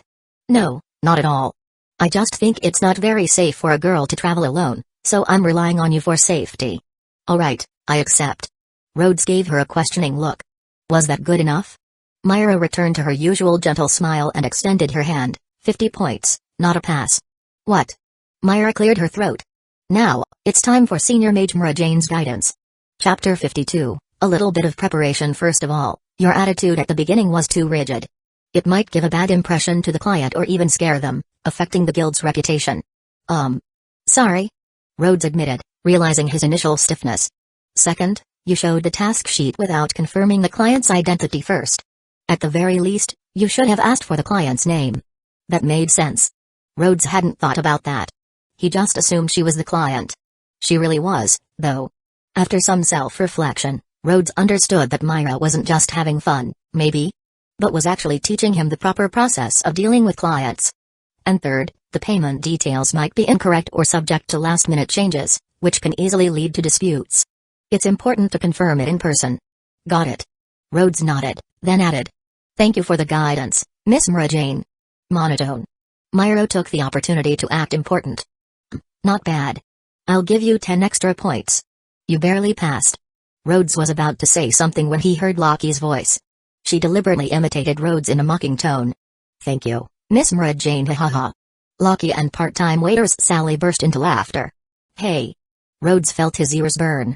Hearing someone mimic him was incredibly embarrassing. Myra, however, kept her expression unchanged. Lockie, Sally, I'll be counting on you two to manage the bar tomorrow and the day after. Sally replied. Don't worry. I'll get Izzy to help too. Lockie chimed in. Yeah, Myra, just go on your date without worries. Myra corrected her. It's work. Yes, Lockie and Sally laughed as they walked away with drinks for customers. Rhodes wasn't too bothered by their harmless teasing. By the way, I never asked. What's your business in the capital? Weekly Sorcerer is hosting a 15th anniversary celebration in Crocus. Myra explained. I received an invitation and will be attending the evening event. I might even perform, maybe sing a song or something. Oh, I get it. It's like those big company anniversaries where they invite celebrities to perform, create a lively atmosphere, boost morale, and build influence. I'll go get a bit of preparation done then. Rhodes said. About the boat, I've already booked the boat, and we can rent a carriage in Crocus. Myra replied. You just need to prepare for the trip. Definitely feels like this is disguised as a mission, or maybe it's more like a newbie tutorial. You're making me look like an unnecessary escort. Myra replied. Escort missions are supposed to be like this. If nothing happens, there's absolutely nothing to worry about. Relax a little. Luckily my common language skills have improved, or else I wouldn't understand a word you're saying. But wait, I can't rule out the possibility of unexpected situations. Rhodes decided he'd better stay vigilant tomorrow. There were still a few things he needed to prepare. The next day, Rhodes and Myra met at the guild and departed on time. Today, Myra wore a white long-sleeve blouse with a slim tie of the same color as an accent, giving her a simple yet elegant look. She paired it with a yellow A-line skirt that concealed the bottom of her blouse, perfectly highlighting her slim waist. She also had a small crossbody bag in a color similar to the skirt, hanging by her side. She wore light pink high-heeled thong sandals that made her small feet and exposed ankles look even more delicate. After leaving the guild, Rhodes naturally took Myra's suitcase, freeing her hands so she could put on the beige sun hat she was holding. As Myra adjusted her hair beneath the hat, she casually asked. So, how does it feel to be going on your first long trip? Are you nervous? Rhodes answered. With senior mage Ms. Mara Jane Strauss accompanying me, I'm not nervous at all. Myra chuckled. Then client Miss Mara Jane Strauss is reassured. The two of them playfully revisited yesterday's internal joke as if it were a tongue twister, chatting and laughing along the way. Myra noticed that Rhodes occasionally shifted his large backpack to adjust its weight and asked. Speaking of which, what's in that big backpack? It seems heavier than my suitcase. Rhodes answered. A few essentials for the trip. I'll show you when we get on the boat. There's something for you as well. Really? I'll look forward to it, then. In Magnolia, there was no need to go out of the way to find a pier. The boat Myra booked was waiting by a small bridge along the canal. It was a covered boat that could fit about 4 or 5 people inside. The boatman appeared friendly, a middle-aged man wearing a straw hat, his face weathered by the sun and wind. Rhodes handed over Myra's suitcase first, jumped aboard with his backpack, then turned to support Myra by the arm.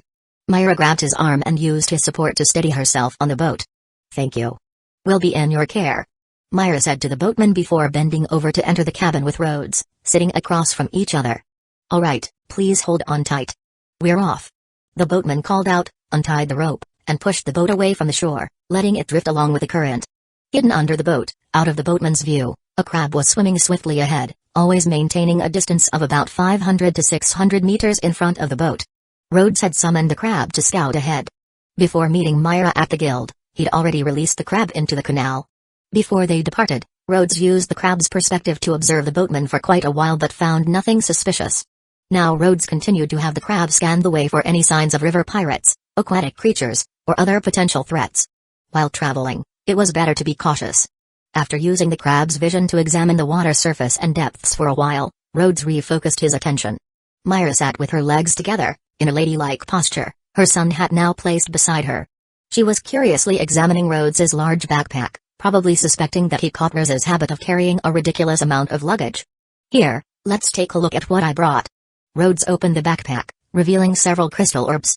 Myra's curiosity quickly turned into shock. Are those explosive magic crystals? Explosive magic crystals were single-use magical tools. As the name implied, they exploded. They were like hand grenades but far more powerful. Yep, I specially borrowed them from the guild's inventory. Why did you borrow something like this? Because I'm not good at offensive magic, and summoning creatures might not be fast enough, so I brought these just in case. Rhodes took 2 crystals and put them in Myra's hands. You take 2 for self-defense as well. If anything happens, throw them hard. We probably won't need them. Myra tried to maintain her smile, realizing what he meant by preparations. However, Rhodes had more surprises in store. He pushed aside a few of the crystal balls and pulled out a book from underneath. And I've also got a magic book. Once opened, you can activate the spell on each page by injecting a little magic power.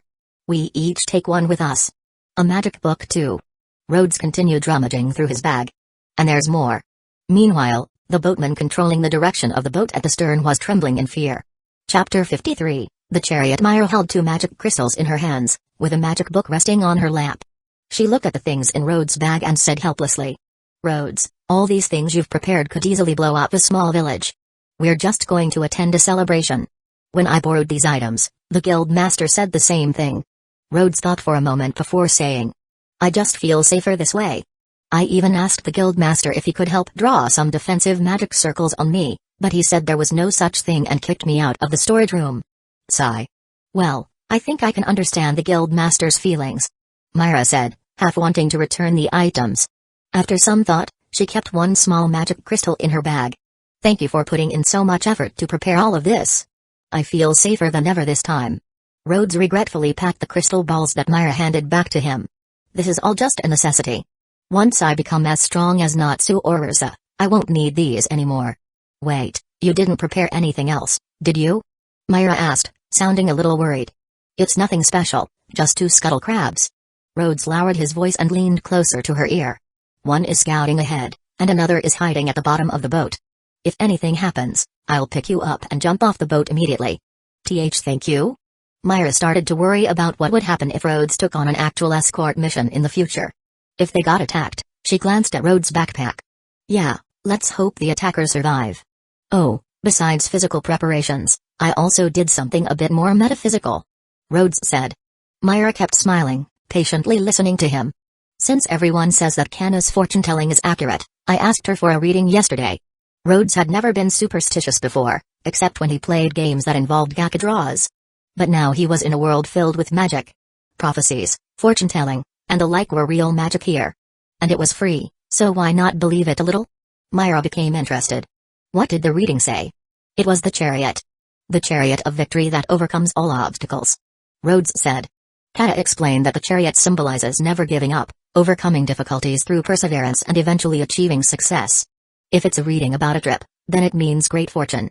If it's a work-related reading, it means that you, confident and rational, will instill more confidence in your client. That sounds great, doesn't it? Myra said. If the fortune says it's lucky, why did you still prepare so many defensive weapons? Because it said I needed to overcome obstacles and remain rational to succeed. Rhodes pointed to his backpack. Is this rational enough? Too rational. Myra sighed lightly. As the client, I feel very confident that you'll successfully complete this mission. That's good then. I'll be a bit more vigilant. Rhodes said, connecting to the perspectives of the 2 scuttle crabs. His mind felt like it had split screens. He carefully observed every passing boat and every pedestrian on the shore. Seeing Rhodes like this, Myra recalled the guildmaster's instructions. The purpose of this trip was to help Rhodes relax a bit, but carrying some consumable magic items for self-defense was one thing, but was there anyone who went on a trip constantly using magic to scout? He even thought of getting his fortune told beforehand. However, in a way, this was good. If she had been half as cautious as Rhodes back then, maybe Lisanna wouldn't have. Compared to her former reckless, overly confident self, it might actually be safer to team up with someone like Rhodes. Lisanna's face appeared in her mind, and Myra hugged her own arms, thinking. It was all my fault. Myra? Rhodes' voice snapped her out of her thoughts. Sorry, I zoned out. Did you notice something? Myra asked. Nothing suspicious, just wondering if it's cold in the cabin. Seeing Myra hugging her arms, Rhodes pulled out a jacket from his backpack. Good thing I brought this too. It was the only jacket Rhodes had. Truthfully, if he wanted, he could have stuffed all of his clothes into his backpack, not that he had many. Thank you. Myra didn't refuse and draped the jacket over herself. The scent of sunlight on it gave her a sense of warmth. Amid sadness, feeling the care of her companion was the best comfort. It's not even noon yet, but the cabin may be a bit damp. Do you want me to make a fire for you? Rhodes asked. His finger traced through the air, with each letter forming large magic symbols spelling fire in midair. It then shrank to the size of a fist, transforming into a small flame. Seeing this contrast, Myra couldn't help but laugh.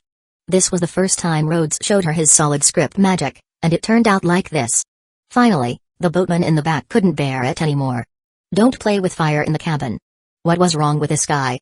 Not only did he bring a bag full of explosives, but he was also playing with fire in the cabin? Was he really not afraid of causing an explosion? Sorry. Rhodes waved his hand, making the flame disappear. The boat continued downstream, and as the sun rose higher, the air gradually became stifling despite the shade provided by the boat's canopy. This was why they were taking a boat instead of traveling on scuttle crabs. It would still take some time to reach Crocus. Myra opened her suitcase and took out a lunchbox. I made some sandwiches this morning. If you don't mind, let's eat together. Although the taste might not compare to Mr. Cook's. You can cook? Rhodes trailed off. Well, of course, it was only natural. He remembered the time Myra shopped for Cook. It probably wasn't Cook lowering his standards. It was because Myra was actually good at it. Don't underestimate me. I raised Elfman on my own. Myra handed a sandwich to Rhodes. Actually, Elfman is also quite good at cooking. Rhodes accepted the sandwich. He actually brought some bread, but, at a time like this, even a fool would know which to choose. He could always give the bread to warm later. Elfman knows how to cook? Rhodes tried to imagine Elfman wearing an apron, but it was impossible to picture. Is it that hard to believe? Myra laughed. I told you, Elfman is a gentle soul. She had said that before, but Rhodes thought it was just a big sister defending her brother's image. He gave a sheepish smile and took a bite of the sandwich. What's wrong? Does it taste bad? Myra checked the lunchbox. The preservation magic should still be effective. No, it's not that. It just tastes familiar. Rhodes chewed thoughtfully. It's delicious, and different from what I usually eat at the guild. Myra smiled. As long as you like it. I was worried you might be too used to Cook's food to like mine. Ah, so that's what it is. That sandwich from that day was hers too. Rhodes remembered waking up that day, the taste on his tongue was the same, and the smile before his eyes was the same too. Chapter 54, Duty, Deception, and a city in bloom. Eating and resting are often the times when it's easiest to be attacked by enemies, and Rhodes knew this well. So, during their meal and the subsequent sleepy period, he remained extra vigilant. He ordered the crabs to patrol the canal diligently, occasionally extending their feelers to observe the situation on the shore more clearly. Amidst such tension, they finally arrived at their destination. The boatman maneuvered the boat to the shore and said, "Up ahead is Crocus. My boat isn't authorized to navigate freely within the capital, so please disembark here. Thank you for your hard work." Thank you. One thanked him for his hard work, the other thanked him. The boatman watched as Rhodes placed the luggage ashore and then helped Myra disembark. After pushing the boat away from the shore with an oar, he quickly rowed away, eager to distance himself from these two dangerous individuals. Too thrilling. These two were carrying enough dangerous items to destroy a small village. When he booked the boat yesterday, he thought the young lady was beautiful, but today he didn't dare look at her twice. Living is good. Next time he encounters mages from fairy tale, he must be extra cautious. Rhodes looked at the quickly departing boat with confusion. Isn't he going to take on more passengers or transport some goods for the return trip? Seems like a waste. Myra adjusted her sun hat and gave a squeeze to the small crystal ball in her bag. She looked at Rhodes with a smile. Yeah, I wonder why. Compared to Magnolia, Crocus felt more like a grand city. The entire city was built on relatively flat high ground, surrounded by thick walls. A river flowed in from the southwestern gate, reaching the inner city. Specifically the moat outside the palace walls. The water then flowed out through the southeast drain, tumbling off the high ground into a small waterfall. Rhodes and Myra arrived from the east and could see the rainbow glimmering mist that enveloped the waterfall. It's beautiful. Myra couldn't help but stop and admire it. It is, but it doesn't match the city walls. Rhodes commented. He wanted to say the outflow resembled a drainage pipe, but felt that would ruin the atmosphere. He dismissed the two standby crabs back to the summoner's rift. Scuttle crabs wouldn't be able to sneak in, so I'll summon them again once we're inside. Myra stopped Rhodes from continuing his intense scouting efforts. It'd be too conspicuous to summon wild creatures in the city. This is the capital, there's no need to worry about security. Just relax. All right. Rhodes didn't insist further. His main concern was whether the guards would confiscate all the dangerous items he was carrying at the gate. As it turned out, he was worrying too much. The guards only asked a few questions about their identities and purpose. Once Rhodes showed his guild emblem and Myra presented her invitation, they were immediately allowed through. This lax security check made Rhodes doubt how good the public security here could actually be. Then again, Fiore had been a neutral nation for over 160 years, with no internal uprisings and stable royal power. Perhaps they simply lacked a sense of crisis.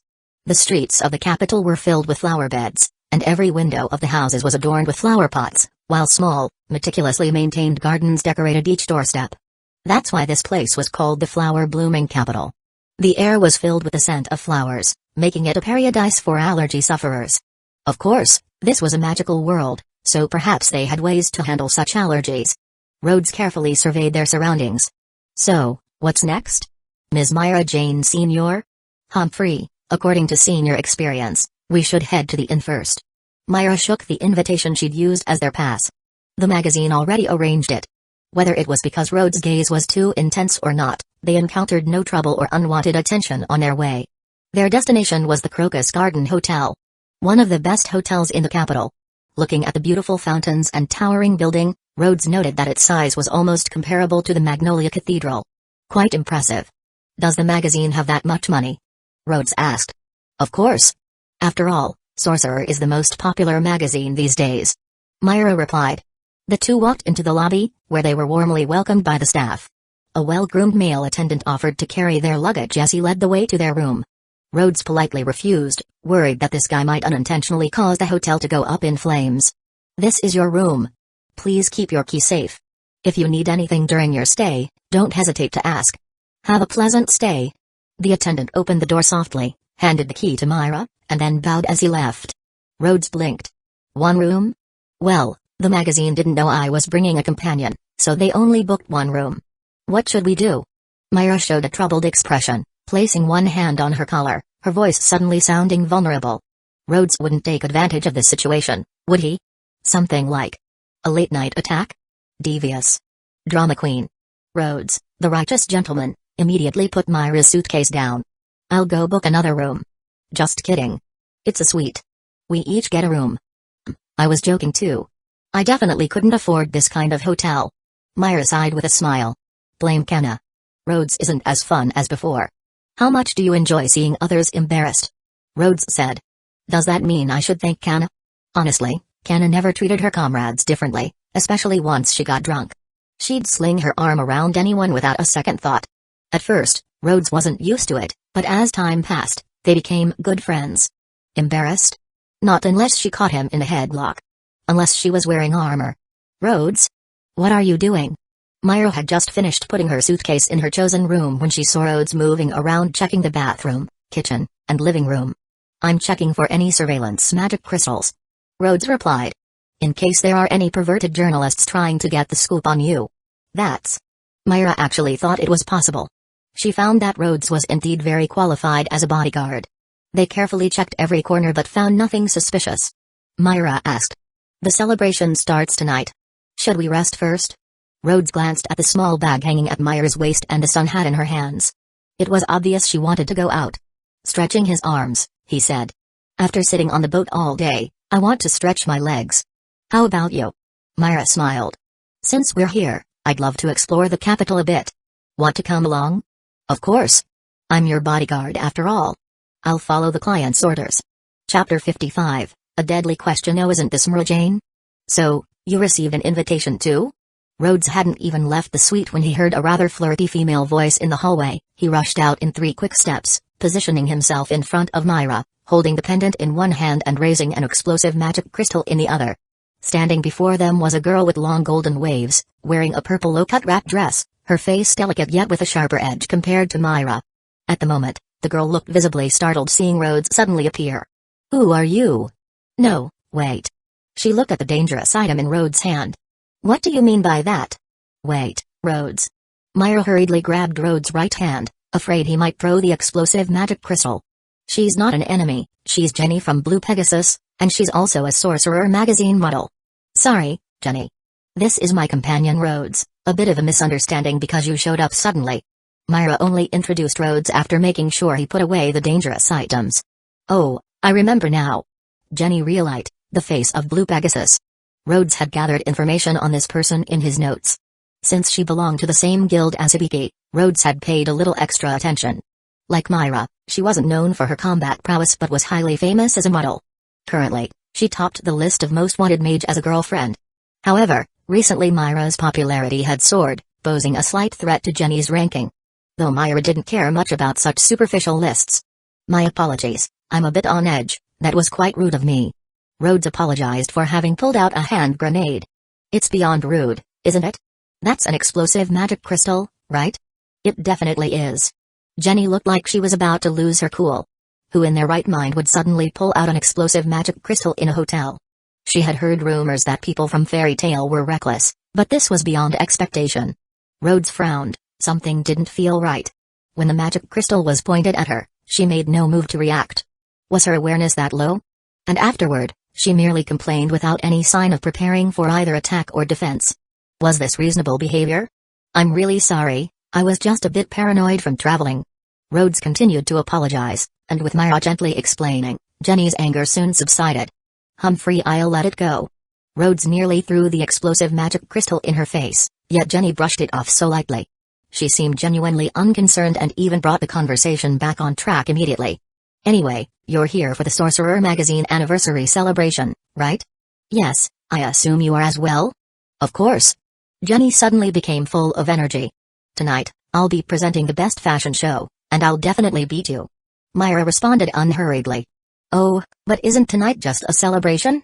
There won't be any judging, right? Too naive. Jenny pulled out a small fan from who knows where and pointed it dramatically. Sorcerer magazine is releasing a special issue for its 15th anniversary, and we invited guests will definitely be featured in it. And then, I will beat you with absolute popularity and hold my position as number one. Myra showed an expression of sudden realization. I see. Well, good luck. Jenny's energy instantly deflated, and she said, somewhat frustrated. What kind of attitude is that? Get serious, will you? Unfortunately, I don't plan to do a fashion show today, so I can't compete with you. Myra wasn't particularly interested in photoshoots or modeling, she only did it as a part-time job by invitation. Being ranked on that chart was just an accident. She didn't care about it. Well then, we have some things to do. See you tonight. Myra smiled and did her goodbye, then turned to Rhodes. Let's go. Wait, you. Jenny stomped her feet in frustration. Doesn't she have a strong competitive spirit? Perhaps so, I've only met her twice.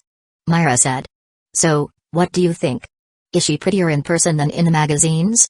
A deadly question. Rhodes thought for a moment. Well, I didn't really notice because she was just too strange. Strange? Yeah, when she saw a stranger pull out an explosive magic crystal, shouldn't she have immediately run away or taken me down? Why did she just stand there frozen? She's a mage too, right? Such a low sense of danger. Is that really okay? Myra wasn't sure how to respond. Normally, no one would expect a stranger to suddenly pull out an explosive magic crystal. Moreover, Jenny was a famous beauty, shouldn't someone seeing her get excited and rush over for a handshake or autograph? Judging by Rhodes' reaction, he clearly recognized her, but his attitude never changed at all. As Myra pondered, Rhodes realized something troubling. Does that mean I'm the weird one? Myra suddenly stopped, clasped her hands together in a prayer gesture, tilted her head slightly towards the guild's direction, and said, Thank goodness, Master, your goal is finally accomplished. Myra. Rhodes reminded her. The Master is still alive. That's not the point. The Master specifically pushed you out to take on a mission so you learn that normal mages live more relaxed lives like Jenny. They don't necessarily need immense power, they don't need to carry enough firepower to blow up a village when traveling. After thinking for a moment, Myra added. Of course, being cautious during a mission is important. Even if you went a bit overboard today, it does provide a different sense of safety. I get it. Rhodes said. Thank you, and thanks to the Master as well. In the future. Well, I'll observe a bit more. Myra. That works too. Just the fact that he was willing to leave Magnolia was already a good start. Perhaps after more experience with missions, he'd naturally ease into normal behavior. Right? With the scent of flowers filling the air, they strolled through the streets, watching people come and go, enjoying the birdsong and flower fragrance.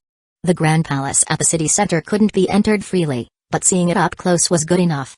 Myra calculated the time and suggested, "It's still early. Why don't we head to the shopping street? Since we're here, I'd like to buy some clothes for Elfman." "Sure."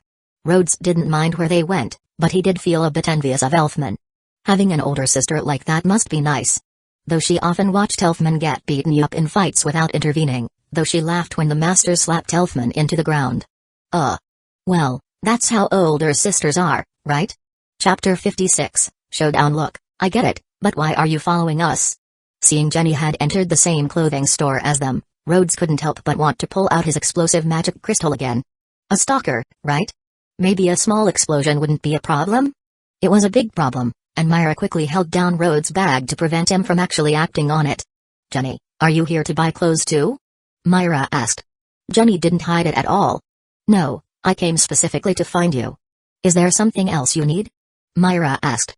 "Of course, I want to settle this once and for all," Jenny said. "Even if we can't compete at the anniversary celebration, I still want to beat you here and now." Rhodes glanced around. Quite a few people had already started looking their way. There was nothing private about this. "If you're that determined, I can't avoid it anymore." Myra somehow seemed to have gained a fighting spirit. "What do you want to compete in? Let's pick outfits in this store and match them, then have a fair judge decide the winner." Jenny pointed at Rhodes confidently. "To ensure the outcome is fair, let's have him be the judge." "Me?" Rhodes was momentarily stunned. Though not sure why they suddenly had to compete, he quickly raised Myra's hand in victory. "The winner is Mara Jane. All done, the loser can leave." Jenny was furious. "We haven't even started." Myra stifled her laughter. Jenny took a deep breath to calm down. "Even if he's the judge, it doesn't mean the result is up to whatever he says. You understand what I mean, right, Mara Jane?" "Quite sly, but I accept it." "I look forward to seeing your face when you lose." Myra responded, her gaze locking with Jenny's, almost as if sparks were flying. Jenny flicked her hair. "Then, Judge, please decide the theme." "The theme?" Rhodes wasn't entirely sure what kind of mutual understanding these two had come to. He casually pointed to a sign nearby. "Casual section, let's go with that." "Casual?" A very ordinary choice, but the more ordinary, the harder it is. Jenny smiled confidently as she walked towards the casual section. "Just wait and see. If we're going to compete, then I won't lose." Myra also headed over with enthusiasm to pick clothes. It seemed the two had found some kind of amusement, but Rhodes wasn't feeling the same joy. He had originally been enjoying a simple shopping trip with Myra, but now someone had come to mess it up. The contest involved picking and changing clothes. It was anyone's guess how much time this would take. Jenny was beautiful, yes, but whether a light bulb was pretty didn't really matter, did it? Just as Rhodes resigned himself to a long wait, the two women surprised him. "Transform. Transform." With two loud declarations, both Myra and Jenny changed into their chosen outfits, even their hairstyles matched their looks perfectly. "Wait, you guys use transformation magic for changing clothes? Then what's the point of requip magic?" Requip magic involves actually putting on the corresponding outfit, while transformation magic only changes appearances. Myra explained. "In the summer, transforming into winter clothes doesn't make you hot, and in the winter, transforming into a swimsuit won't make you cold." Jenny added. "Don't be so surprised. Professional models use transformation magic to change outfits more efficiently. They even use the transformation magic to subtly enhance their appearances."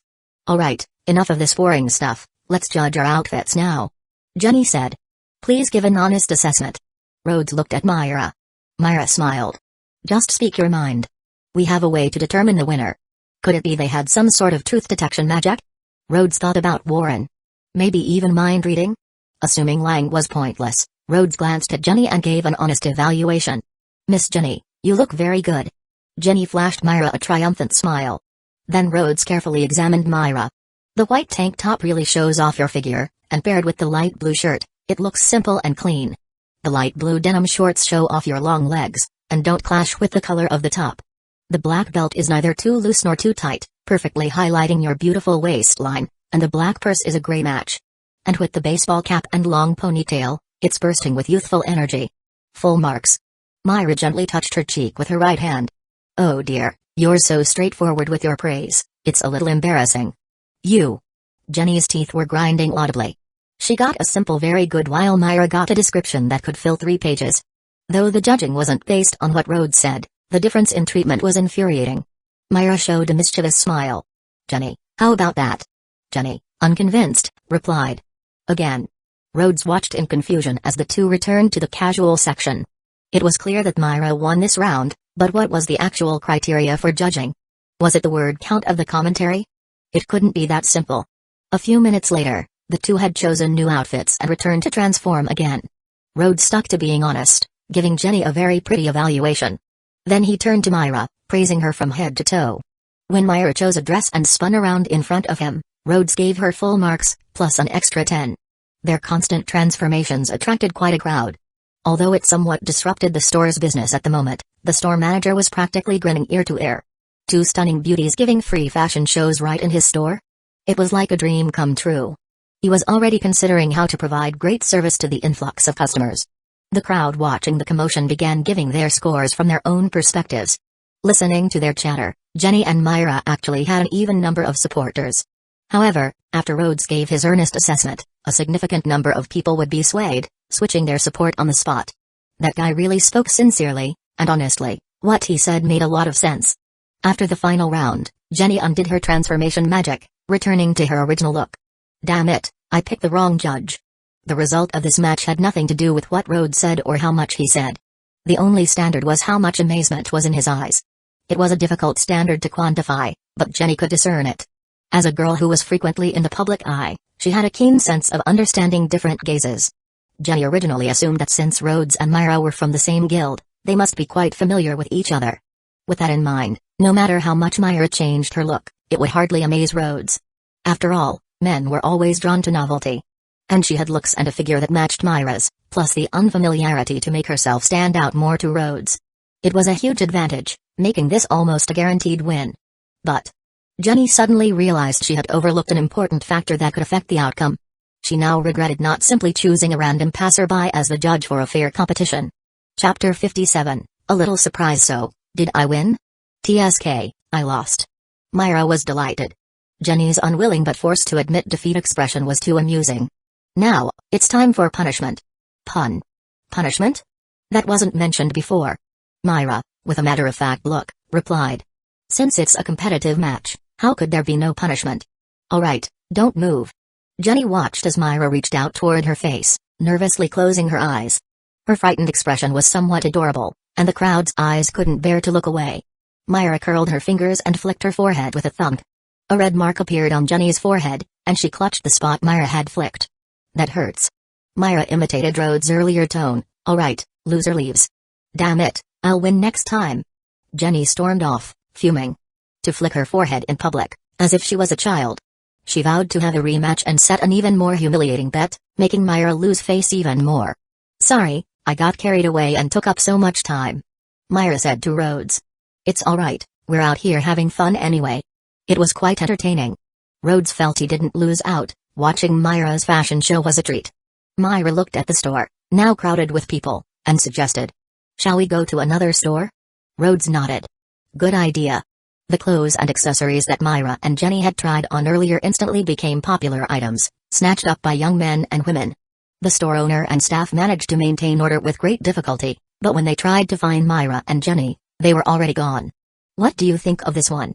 Now that the distraction was gone, Myra could finally seriously shop for clothes. The main purpose of coming out today was to buy clothes for Elfman. A suit?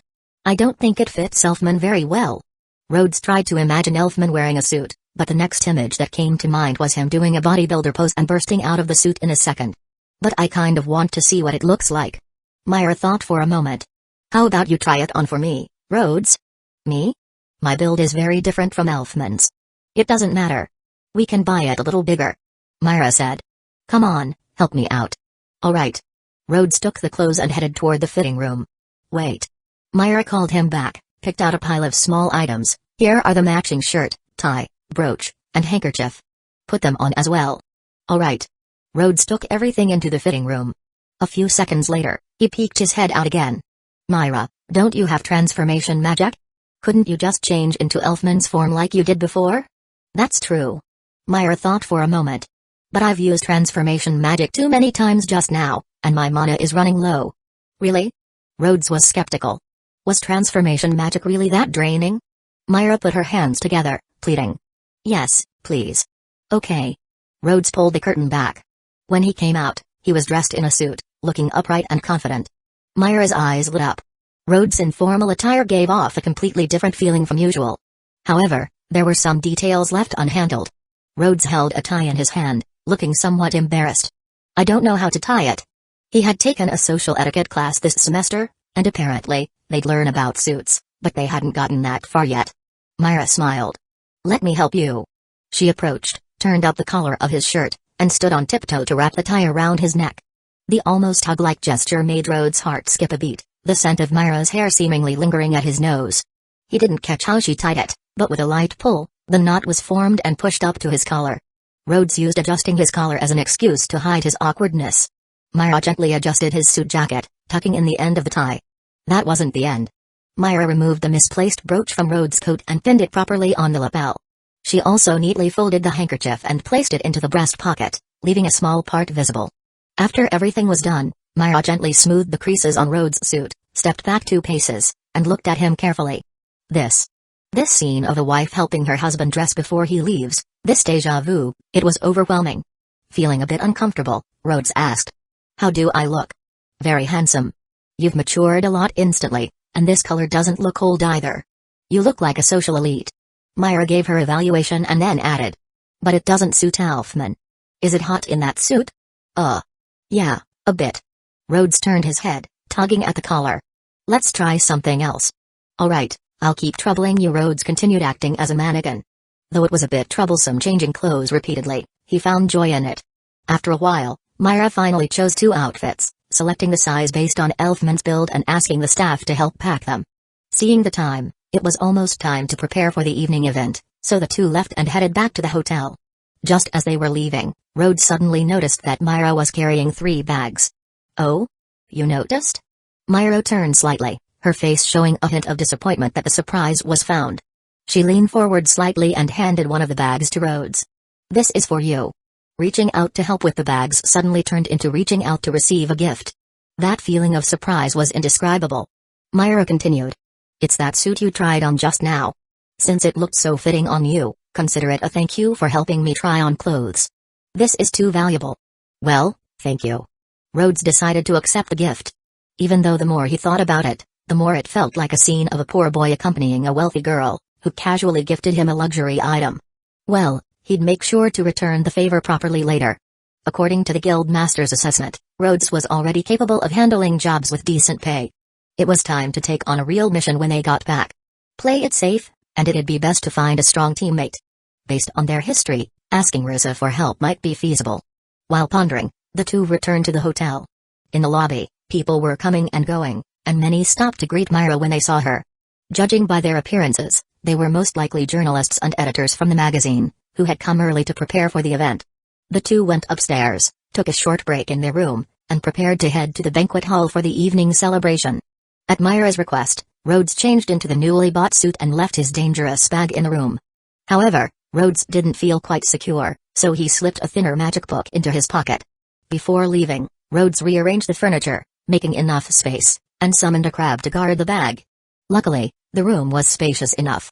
Otherwise, it would have been hard to even let the crab out. Chapter 58, I'm not interested in fame. Oh, Jenny, what a coincidence. As they left their room, Rhodes and Myra ran into Jenny again. This time, she was dressed in an elegant gown, with her bangs adjusted. Likely to cover the red mark on her forehead. This time, Rhodes didn't pull out his grenade, mainly because he didn't have his bag with him. Tonight's performance, make sure to watch closely. The most popular one will be Humphrey. Halfway through her words, Jenny lifted her gown and hurried downstairs, suddenly remembering that Myra wasn't really interested in tonight's performance, so saying anything more would be pointless. Rhodes asked. How hard did you flick her forehead anyway? She might hold a grudge for a long time. I only used a tiny bit of strength. Myra made a small dismissive gesture. She's probably just upset about losing the competition. It's fine. The guests tonight weren't just Myra and Jenny, there were also some lesser-known models in attendance. Each of them, with striking looks, was dressed in styles ranging from charming to sexy to cute, each with her own uniqueness, seemingly all intending to shine tonight. Apart from the models, there were also actors, singers, and others who had previously promoted in Sorcerer Weekly. Gradually making their entrance, Rhodes had a basic understanding of the entertainment industry in this world. There were magical crystals specifically for screening movies, which were widely popular. Therefore, talented movie actors also enjoyed a significant amount of admiration. Loke even once got reported by an entertainment agency for hitting on female celebrities. Or so Myra said. The spacious banquet hall was fully decorated, adorned with celebratory banners like celebrating the 15th anniversary. At the front of the hall was a semicircular stage, with a large red curtain separating the front from backstage. Inside the hall, a dozen large round tables were set up, filled with exquisite food and various drinks, but no chairs were provided. Likely so the attendees could move around and socialize freely. Myra and Rhodes entered the hall together without drawing much attention since she wasn't the only one bringing a male companion. The banquet hall was already filled with small cliques, and people only left their groups if they were interested in meeting someone or admired someone enough to go greet them. Over there are the journalists and editors, mostly quite talkative. Those over there are the novelists. Some might be a bit eccentric. And those socialites might be a bit difficult to talk to. Myra introduced a few groups to Rhodes before heading backstage to prepare for her performance. Rhodes couldn't follow her backstage, otherwise, he'd risk being seen as a creep and thrown out. Not being particularly interested in the actors or singers present, he planned to find an inconspicuous spot to quietly enjoy some food until Myra's performance ended. However, it seemed someone had other plans for him. Hello, I'm Matsuki, a reporter for Sorcerer Weekly. May I ask if you're from Fairy Tale? A man wearing glasses with a side-parted hairstyle, a camera hanging around his neck, and a notebook in his hand approached Rhodes. Rhodes carefully sensed him for any unusual magical fluctuations, finding none, so he cautiously replied. Yes. Great. Matsuki seemed excited. To be honest, I had the opportunity to visit Fairy Tale a few months ago. I don't remember seeing you there. Are you new? A fan of our guild? Rhodes nodded. Yes, I'm new. Just joined less than 2 months ago. Fantastic. I knew it. Matsuki was ecstatic. So, are you interested in giving me an interview? Appearing in Sorcerer Weekly could help boost your reputation significantly. Fame equals public information. That was far too unsafe, so Rhodes planned to decline politely. I'm sorry, but I'm really not interested in fame. Oh, how unfortunate. Matsuki ruffled his hair in frustration. I've already been rejected 7 times today, and if I can't spend the remaining 10,000 jewels interview fee, the editor-in-chief will scold me for not trying hard enough. Interview fee? Does this prestigious magazine actually pay interviewees? Wait, that's not the main point. 10,000 jewels? Rhodes was a bit short on cash lately. Well, what I meant was, I have no interest in fame, but I do admire such a hardworking journalist, so I suppose I could help out. What's there to fear from public information? Just release false information. 10,000 jewels. Enough to properly return Myra's favor. That's wonderful. Thank you very much. Matsuki was overjoyed.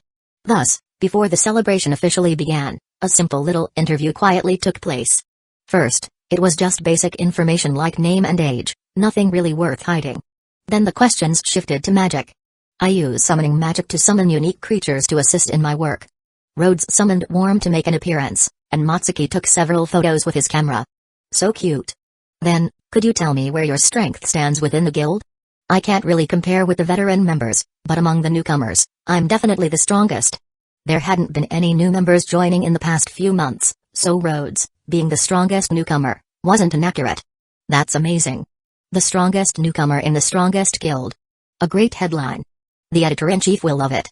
Matsuki continued with his questions. That summon just now looks cute. So, what's your most powerful magic? That would have to be the strongest summon I conquered last month. The Scuttle Crab. In an extremely dangerous rift, there's an unfathomably deep river, and living there. Rhodes exaggeratedly described the habitat of the Scuttle Crab, emphasizing that it was a powerful beast he had acquired last month, far surpassing any of his previous summons. He hadn't told a single lie. At the end of the interview, Matsuki requested to see the powerful crab. Rhodes took him to the hotel courtyard to demonstrate. Fortunately, the crab was large enough and ugly enough. Its giant pincers, long antennae, and the spiky protrusions on its shell were all quite intimidating. Matsuki took several close-ups of the crab's pincers, and Rhodes pocketed 10,000 jewels. He's such a good guy. The interviewer and the interviewee both made the same comment. The celebration opened with a dance performance by 15 beautiful women. The lively music and vibrant dance moves quickly energized the entire venue. Matsuki had intended to go back and organize his notes, but an event like this wasn't one to miss, so he stayed and ended up hosting Rhodes as well. However, as soon as the performance began, he became engrossed in it, exclaiming in admiration while snapping pictures with his camera. Rhodes wondered if his film would run out. Or, wait, did cameras here use film or magic crystals? Shrugging off his curiosity, Rhodes focused on eating while watching. Mostly eating, really. After a day of running around, he needed to replenish his energy. Between shoveling food into his mouth, he made sure to clap along with the rest of the audience. After the opening dance, the president of the magazine gave a speech, which was mostly celebratory and full of motivation and gratitude. Since he didn't know the speaker nor cared for the content, Rhodes quietly continued eating. When the speech ended, the stage lights shifted, focusing on the center. Myra's turn to perform had arrived. Rhodes put down his utensils and wiped his mouth. Eating wasn't really all that urgent right now. Chapter 59, The Devil. Myra wore a yellow long dress with beige ribbons and bows, simple yet elegant and beautiful.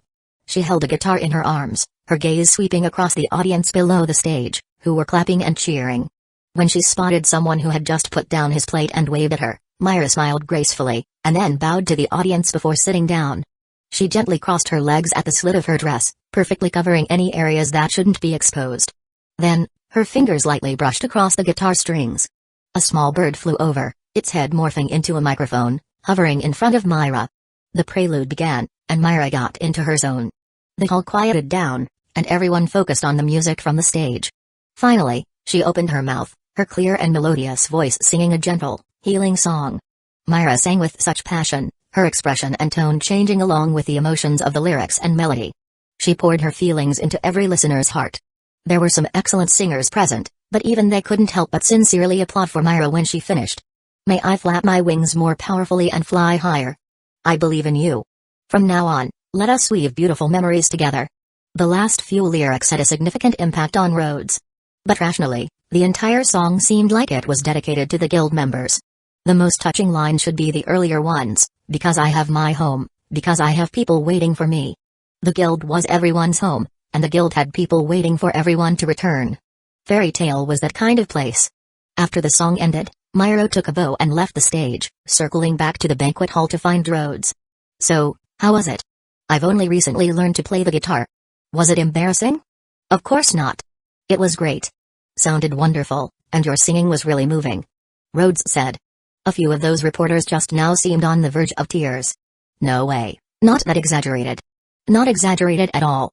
Rhodes picked up an empty plate and placed several types of food in front of her. You must be hungry. These are the ones I've tried, and they taste really good. Not only were they tasty, but there were also no messy sauces, syrups, or fish bones. Nothing awkward to eat. Rhodes made a careful selection, not only considering her taste but also ensuring she looked elegant in such a setting. Thank you. Myra, who was used to taking care of others, appreciated the feeling of being taken care of. It's delicious. Myra smiled softly, squinting her eyes slightly.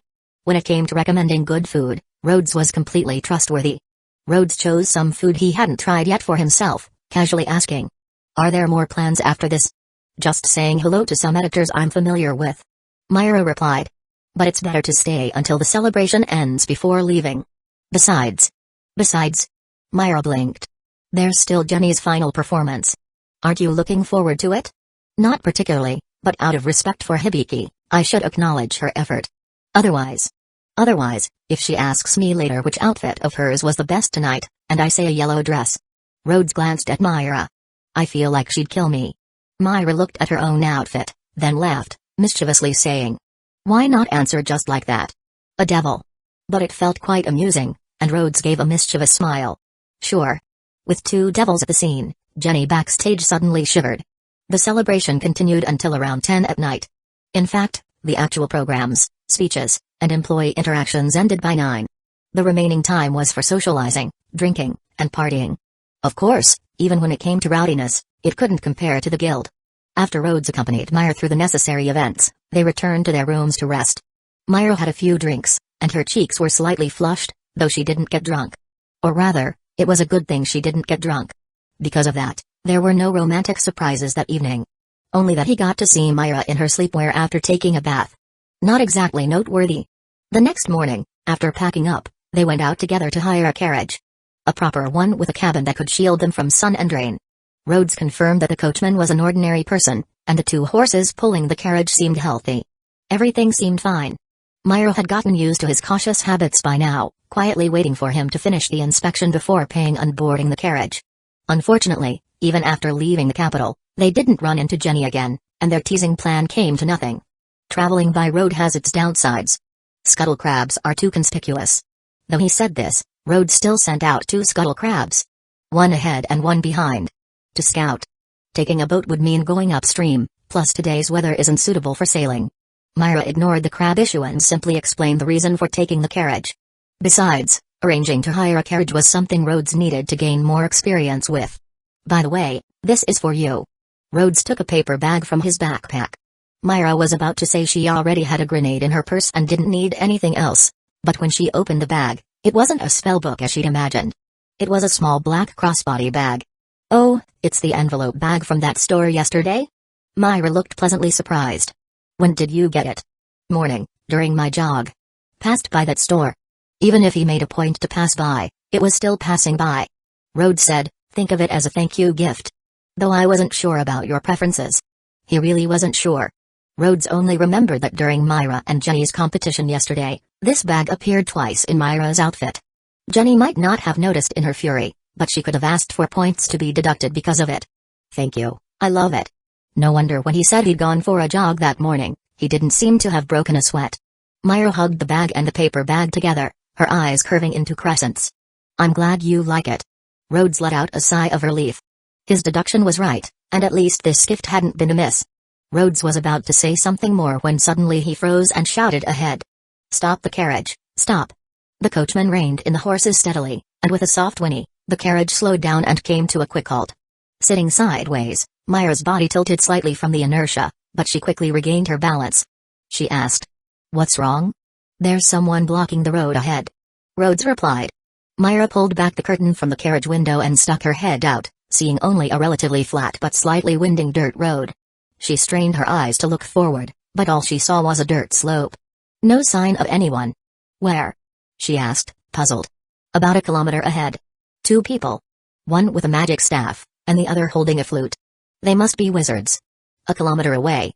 Myra thought of the scuttle crabs Rhodes had sent out. What a reliable scouting unit. Chapter 60, is that it? Rhodes and Myra claimed they wanted to take a short break and asked the coachman to wait for a while. It wasn't an unreasonable request, and the coachman didn't refuse, moving the horses into the shade to rest. Rhodes then took Myra a bit further away. From the coachman's angle, he could only see Rhodes' back, with Myra's figure blocked. The coachman lit a cigarette and shook his head slightly.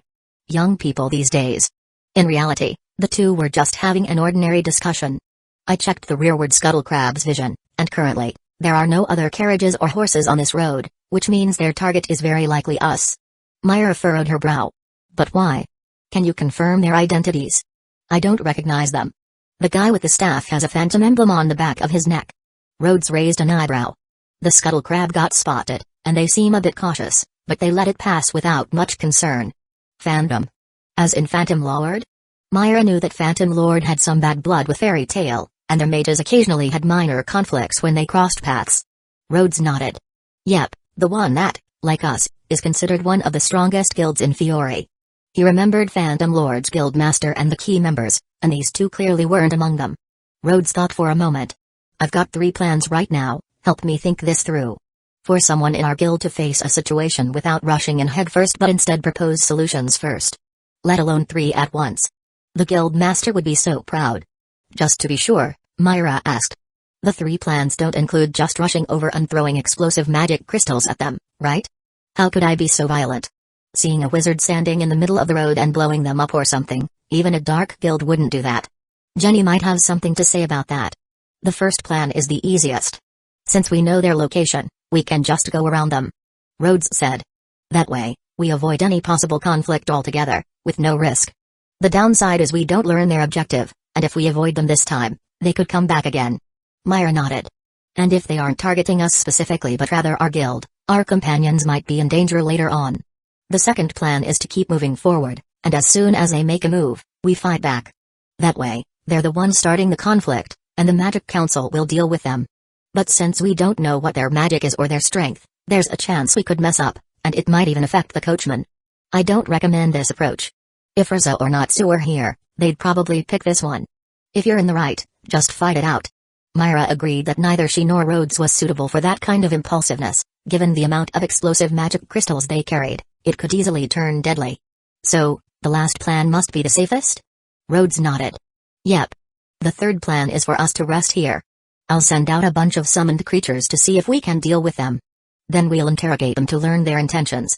If it doesn't work out, we can always circle back and ask the guildmaster to handle them. As long as it's not Phantom Lord's key members, dealing with them definitely wouldn't require the guildmaster himself. Myra felt that Rhodes could handle it on his own. She nodded. Then I'll leave it entirely to you, Mr. Bodyguard. Do you need my help? Miss Mara Jane, please relax. I've got some snacks prepared, maybe offer them to the coachman to keep him from getting anxious. Myra smiled. Yes, Mr. Rhodes. Rhodes immediately started taking action, first moving the rearward scuttle crab to join the one in the front. Opening up vision before a fight to prevent being ambushed. This is called anti-gank awareness. Then he summoned 2 groups of Krugs, instructing them to burrow underground and move forward. Next, he summoned 2 groups of Merc Wolves, instructing them to take advantage of the roadside trees and bushes for stealth. Finally, he summoned a group of Raptors, ordering them to spread out and fly low, ready to launch an aerial attack at any time. As for the last group of Raptors and the 2 Grops, Rhodes decided to conserve his magic for a backup force. No point in exhausting himself before a fight even started. Myra watched as the summoned creatures left in groups, feeling uncertain whether there were 2 enemies or 20. Behind the small dirt slope, about a kilometer away, the wizard holding the flute asked. Stad, we've been waiting for an hour now. When are they coming? The wizard holding the staff replied. Be patient, Fal. If they're heading to Fairy Tale from Crocus, they're bound to pass through here. Even if they're slow, they'll be here by noon. Oh. Fal pressed the holes on his flute out of boredom and suddenly added. Did you see that big crab just now? It's weird. What kind of species runs around on land this far from water? Who knows? Probably a local creature. Stad pointed with the tip of his staff. Look, there's another one. Fal licked his lips, pretending to lift the flute to his mouth. How about catching one to see how it tastes? We skipped breakfast to block their path. Don't do unnecessary things. Stad said. If we can embarrass Fairy Tale, we have a chance to get transferred to the main headquarters. Then we could meet Mr. Gagiel. The great Mr. Gagiel. At the mention of that name, Stad's eyes were filled with admiration, and Fal looked envious. Huh, why did that crab stop moving? Could it be, it sees us as food? The scuttle crab's size and appearance were quite intimidating, making the 2 wizards nervous. They picked up their weapons, keeping an eye on the crab. Suddenly, the ground beneath them shook, and 2 Krugs burst out of the earth, clamping their pincers around the backs of the 2 men's waists. Whoa. A monster. What is this thing? In their panic, one lifted his staff, while the other blew his flute. Just then, 2 more Krugs emerged from the ground, their targets being the staff and flute. A glowing orb shot out from the pentagram at the staff's tip, and a sonic wave blasted from the flute's tail, each hitting a Krug. The 2 Krugs hit the ground, splitting into 4 mini Krugs, continuing to charge per Rhodes' orders. What the heck are these monsters? The 2 were already panicking, and seeing that their attacks only multiplied the enemies made them even more terrified. In such a situation, without proper intel, facing creatures that seemed to grow in number with every strike naturally made their scalps tingle. But they had no choice, they had to keep fighting. At that moment, 6 Merc Wolves lunged out from the roadside bushes. 4 ordinary wolves bit down on the 2 men's wrists, making them drop their weapons, while 2 two-headed wolves stood in front of them, each of the 4 heads growling softly into their ears. The 4 mini Krugs faithfully continued their task of destroying weapons. Heading towards the discarded staff and flute. 16 stone-like legs stomped down, snapping the staff and crushing the flute. With their arms bitten and unable to struggle, their weapons destroyed, ferocious wolf heads growling in their ears, and the smell of blood mixed with wolf saliva splashing onto their faces. We're done for. Stad fell into despair, giving up all resistance. Fal simply rolled his eyes and fainted. 6 raptors flew overhead, landing a short distance away, ready for an airstrike if needed. But it turned out they weren't needed at all. Observing through the scuttle crab, Rhodes wore a look of disbelief. He had prepared so thoroughly, and yet these guys. Is that it? Chapter 61, A Fraudulent Combination. Rhodes' evaluation of the 2 Phantom Lord mages was, their combat awareness was slightly better than Jenny's. At least after being bitten by the Krugs, they immediately responded with attacks, attempting to escape. Furthermore, relying solely on magic items proved to be unreliable. Once their tools failed, they were utterly powerless. Rhodes thought to himself that he needed to make two preparations when he returned. First, he needed to find a stronger chain. Maybe even wear a necklace that he wouldn't take off, not even while sleeping. Second, he should quickly find a magic ability suitable for his own use. As a summoner, he should at least have the strength to tear apart a dragon with his bare hands. What's wrong, Rhodes? Myra noticed Rhodes' changing expression and asked. You don't look too good. Did the plan go awry? No, it went too smoothly, almost unbelievably so. Isn't that a good thing?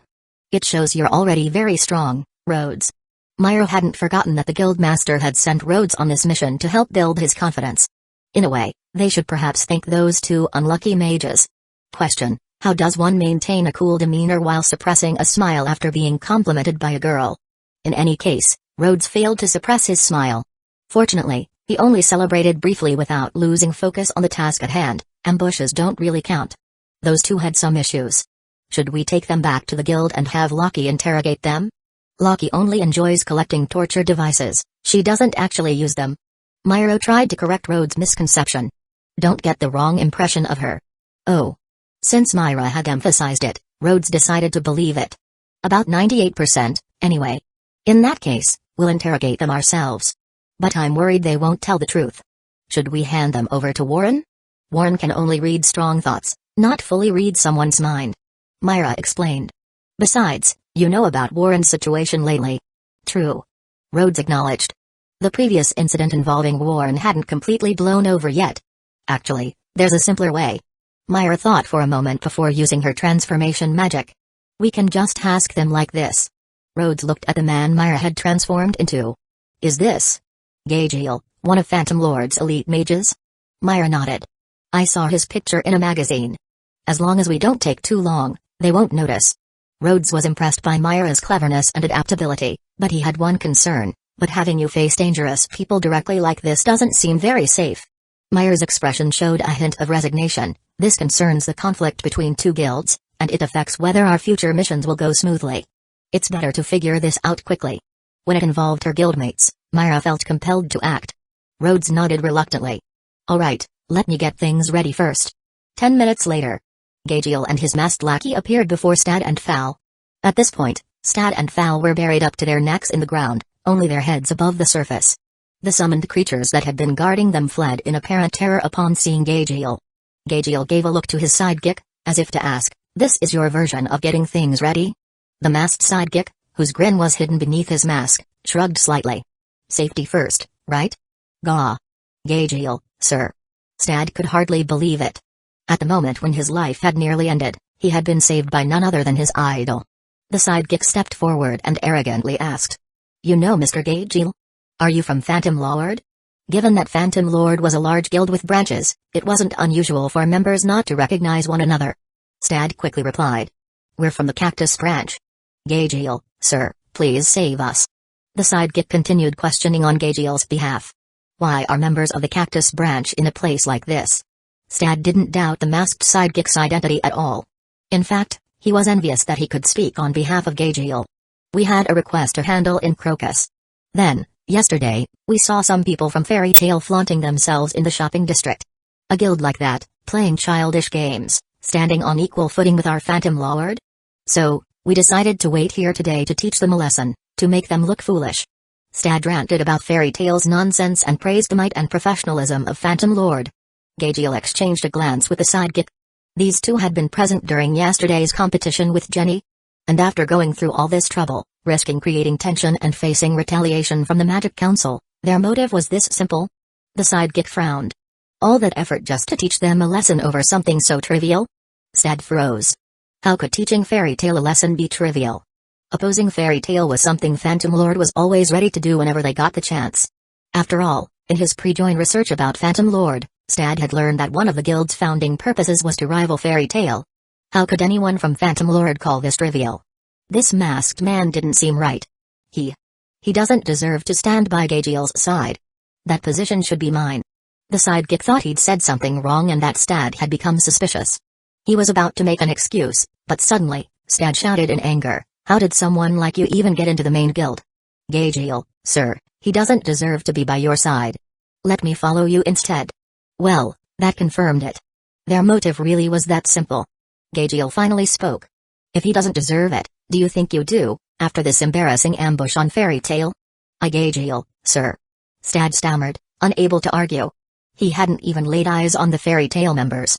Gabriel delivered the final blow with precision. By that look on your face. Were you not even attacked by Fairy Tale? Did you just get beaten up by a bunch of ordinary beasts? Stad's face flushed bright red. How could they have been ordinary beasts? Surely they weren't. But as soon as Gabriel showed up, the beasts had fled in terror. Could it really have been because he and Fal were just too weak? Stop embarrassing yourself. Stad was so ashamed he wanted to disappear. Gabriel squatted down beside him, pointed a finger near his temple, and Stad instantly fell asleep. It was a sleep spell, one of the minor magics Myra had mastered. Nowhere near as powerful as Miss Togan's, but decent enough for self-defense. The already unconscious Fal was also put to sleep with the same spell. Just to be extra cautious, thanks to a certain someone's influence. Gabriel stood up, light shimmering around him as he returned to Myra's form. She rubbed her throat. Talking in a deep voice is exhausting. When Myra looked up, she saw Rhodes staring at her. What is it? Did I do something wrong?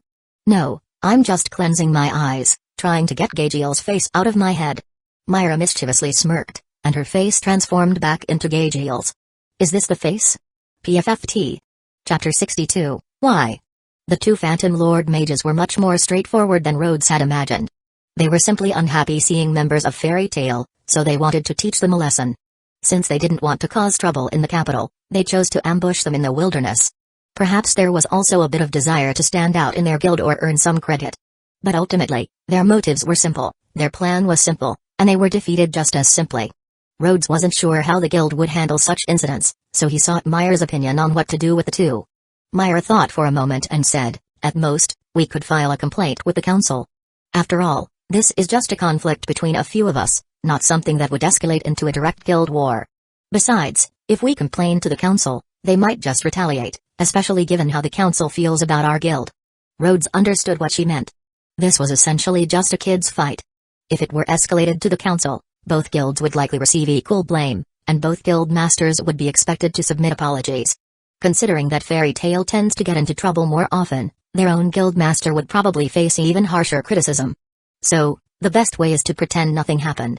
We just found two people who were attacked by beasts on the road. Myra nodded. Something like that. If you still feel annoyed, we can give them another beating. Rhodes looked at the two. They both had marks around their waists from the pincers of the stone beetles, bite wounds on their arms from the merc wolves. Hopefully nothing was broken. After being forcibly dragged into and out of the ground by the Krugs, they were covered in dirt and looked pitiful. Forget it. Rhodes said. What's the point in beating up people who can't fight back? How long will they stay asleep? Myra replied. If no one disturbs them, the magic will wear off in under half an hour. When they wake up depends on how well they usually sleep. Then let them sleep well here. Rhodes suggested. Should we ask the driver to take a detour? Since there were no dangerous beasts nearby, Rhodes silently hoped they might run into a thief or two. How devious. Myra laughed. I agree. She didn't have any sympathy left for the two who had wanted to teach her a lesson. Welcome back, Myra. By the time they returned to the guild, it was evening, and the guild was bustling with activity. As soon as Myra walked in, she was warmly welcomed, whereas Rhodes received an enthusiastic interrogation. Naturally, Wakaba and Mikau led the charge. You're so sly, sneaking off with Myra to have fun in Crocus. Damn, I'm so jealous. It was a mission. An escort mission. I wish I could take on a mission like that. Hey, you didn't take advantage of Myra, did you? Like, last night? Of course not, we stayed in a suite, but the rooms were separate. You jerk, a suite? Let's duel. Rhodes thought about it. Dueling wasn't a bad idea, considering those two from earlier had been so weak. Practicing with his guildmates sounded good. Elfman, come say something too. I just spoke to my sister, she said Rhodes did a great job as a bodyguard. Elfman flexed his arm. Truly a man. Elfman's betrayed us. What did you say? Betrayal isn't something you can accuse a man of. The conversation that had started as questioning Rhodes about Myra soon veered off into a fight, leaving Rhodes standing aside. Just a minor scene. He was used to it. Rhodes, can you come over for a moment? The master, sitting cross-legged on the counter, waved at Rhodes. Myra stood beside him, apparently ready to go back to work right after coming back. Master. The master nodded. How did the mission feel? Rhodes thought for a moment. Overall, it was pretty fun. The master smiled in relief. A kid who stayed at home all day was finally discovering the joys of going out. How wonderful. But then Rhodes added. It was also quite dangerous. Just casually walking around, and someone's already targeting us. It's troublesome. The master's smile vanished. Damn Phantom Lord. Why did they have to cause trouble now? Maybe he should just go and fight them. In his younger days, Makarov was a powder keg that could explode at the slightest provocation. Only old age had tempered his temper somewhat. And with so many children to take care of, he had learned to be more cautious. Had Rhodes and Myra returned with injuries, Makarov would not have hesitated to lead the entire guild to settle the score. But they had come back safe and sound. From Myra's recounting, it seemed that those troublemakers had suffered quite a bit, not even knowing who had beaten them in the end. Rhodes did well. Although his methods were a bit. But as long as he was protecting himself and his companions, that was all that mattered. The willingness to protect one another was the most appreciated quality in fairy tale. Makarov found himself growing more and more fond of Rhodes. Oh, right, Rhodes. Myra suddenly remembered. Can you give me the request form? We need to finish the last step of the mission. Oh, right. Rhodes opened his backpack on the counter, taking out magic books and crystals one by one.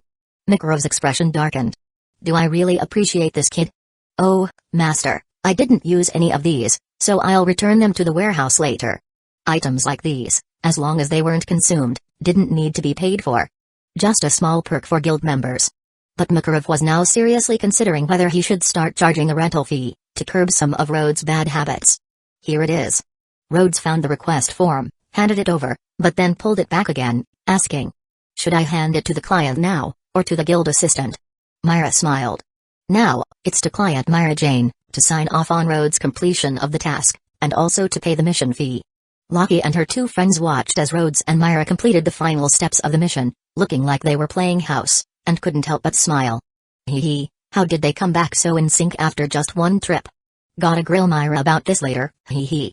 Myra took some cash out of her purse and handed it to Rhodes, then filled in the mission log with the completion time. Holding the two large bills felt almost uncomfortable to Rhodes. Does this really count as a mission, master? Why wouldn't it? Makarov asked with a smile.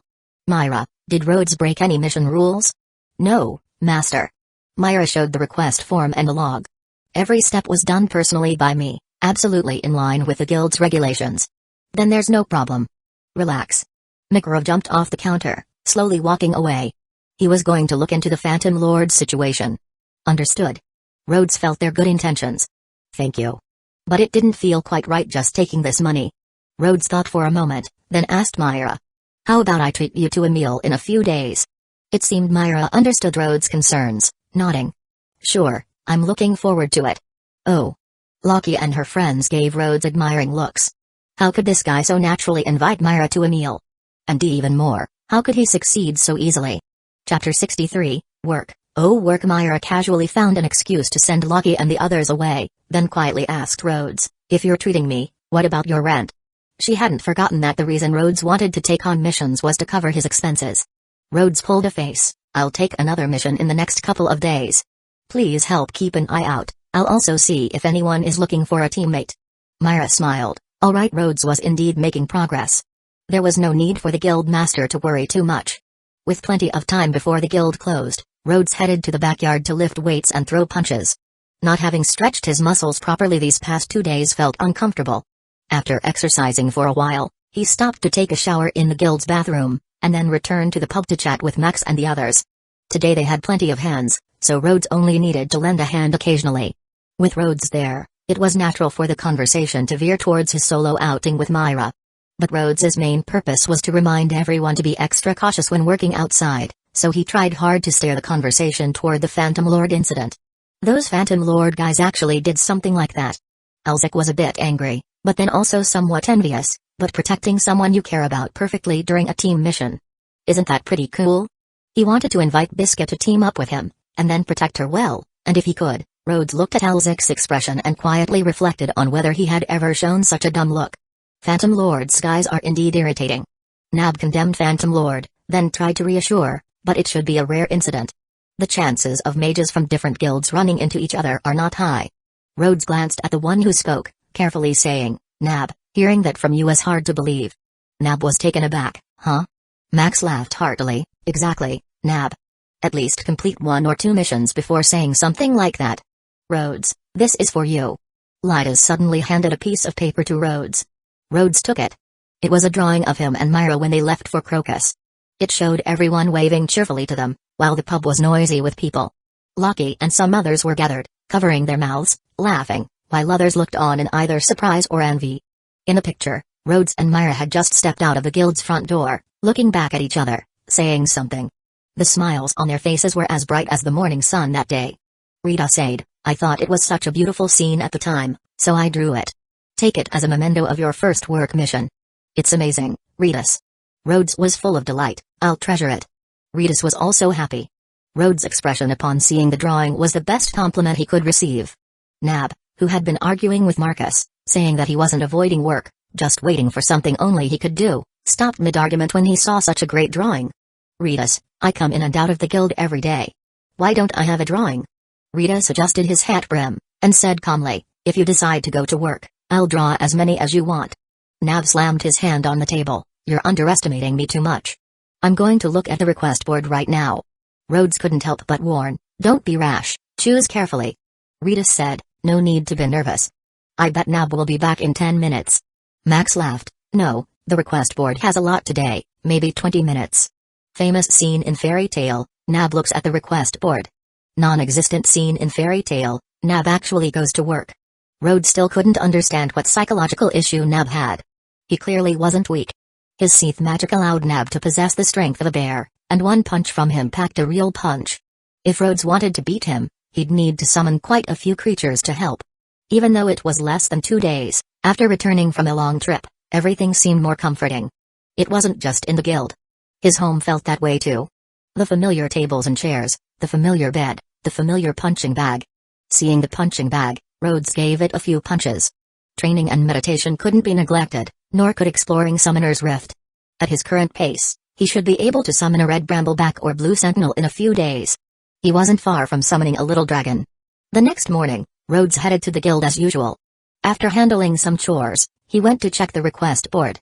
The highest-paying requests were generally monster hunting or apprehending dangerous criminals. Many of these had rewards in the hundreds of thousands. But these missions were almost at S-rank level. Rhodes could take them, but Myra would certainly reject them. The lower-paying ones were more mixed. Most were missions within Magnolia or nearby villages. Things like irrigating fields, gathering rare herbs, catching perverts, finding lost items. From things affecting a village's livelihood to helping teenagers through adolescence.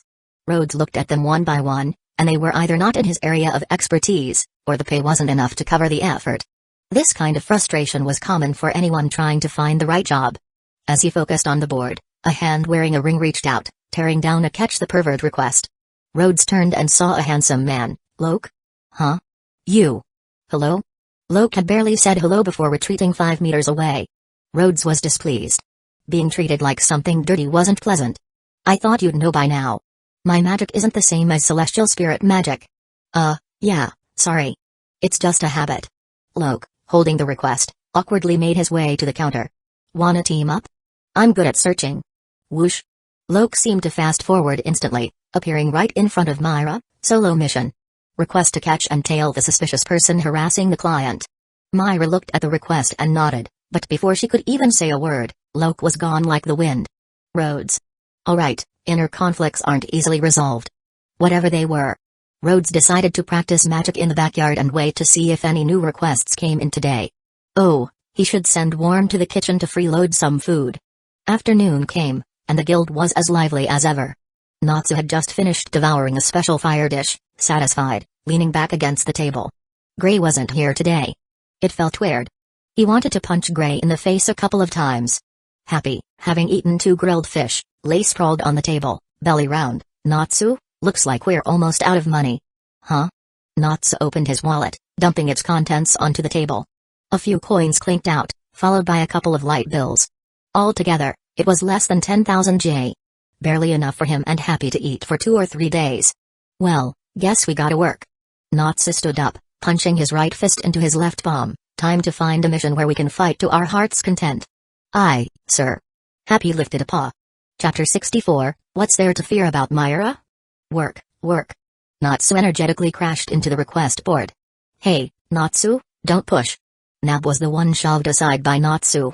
It's fine, Nab. Happy flew over with his little wings spread. You won't take any jobs anyway, so let Natsu check first. Nab was indignant. Darn it, today I'll definitely find the right job to show you. Happy responded nonchalantly, knowing Nab would say the same thing tomorrow. Subjugate the rampaging beasts and the beast leader to protect the village. The reward is 300,000 J. Natsu tore the request from the board. This one. A fight to be had, a high reward, and beasts that usually feared fire. This kind of request was perfect for Natsu. Myra, I want to take this mission. Subjugate the rampaging beasts and... Myra considered it for a moment. The client mentioned that the beast horde was large. It could be tough for just one person. Why not form a team? Natsu responded naturally. Happy and I are a team. Happy raised his paw. Myra smiled. That counts too. Happy drooped his head. That's so unfair. Happy is a very good partner. Myra patted Happy's head. But if you find another reliable companion, it would make things much easier. Team up? Natsu thought about it seriously.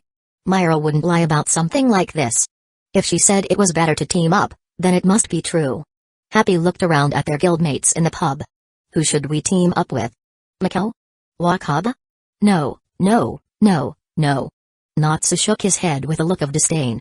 They're reliable, sure, but they're also annoying. What about Kana?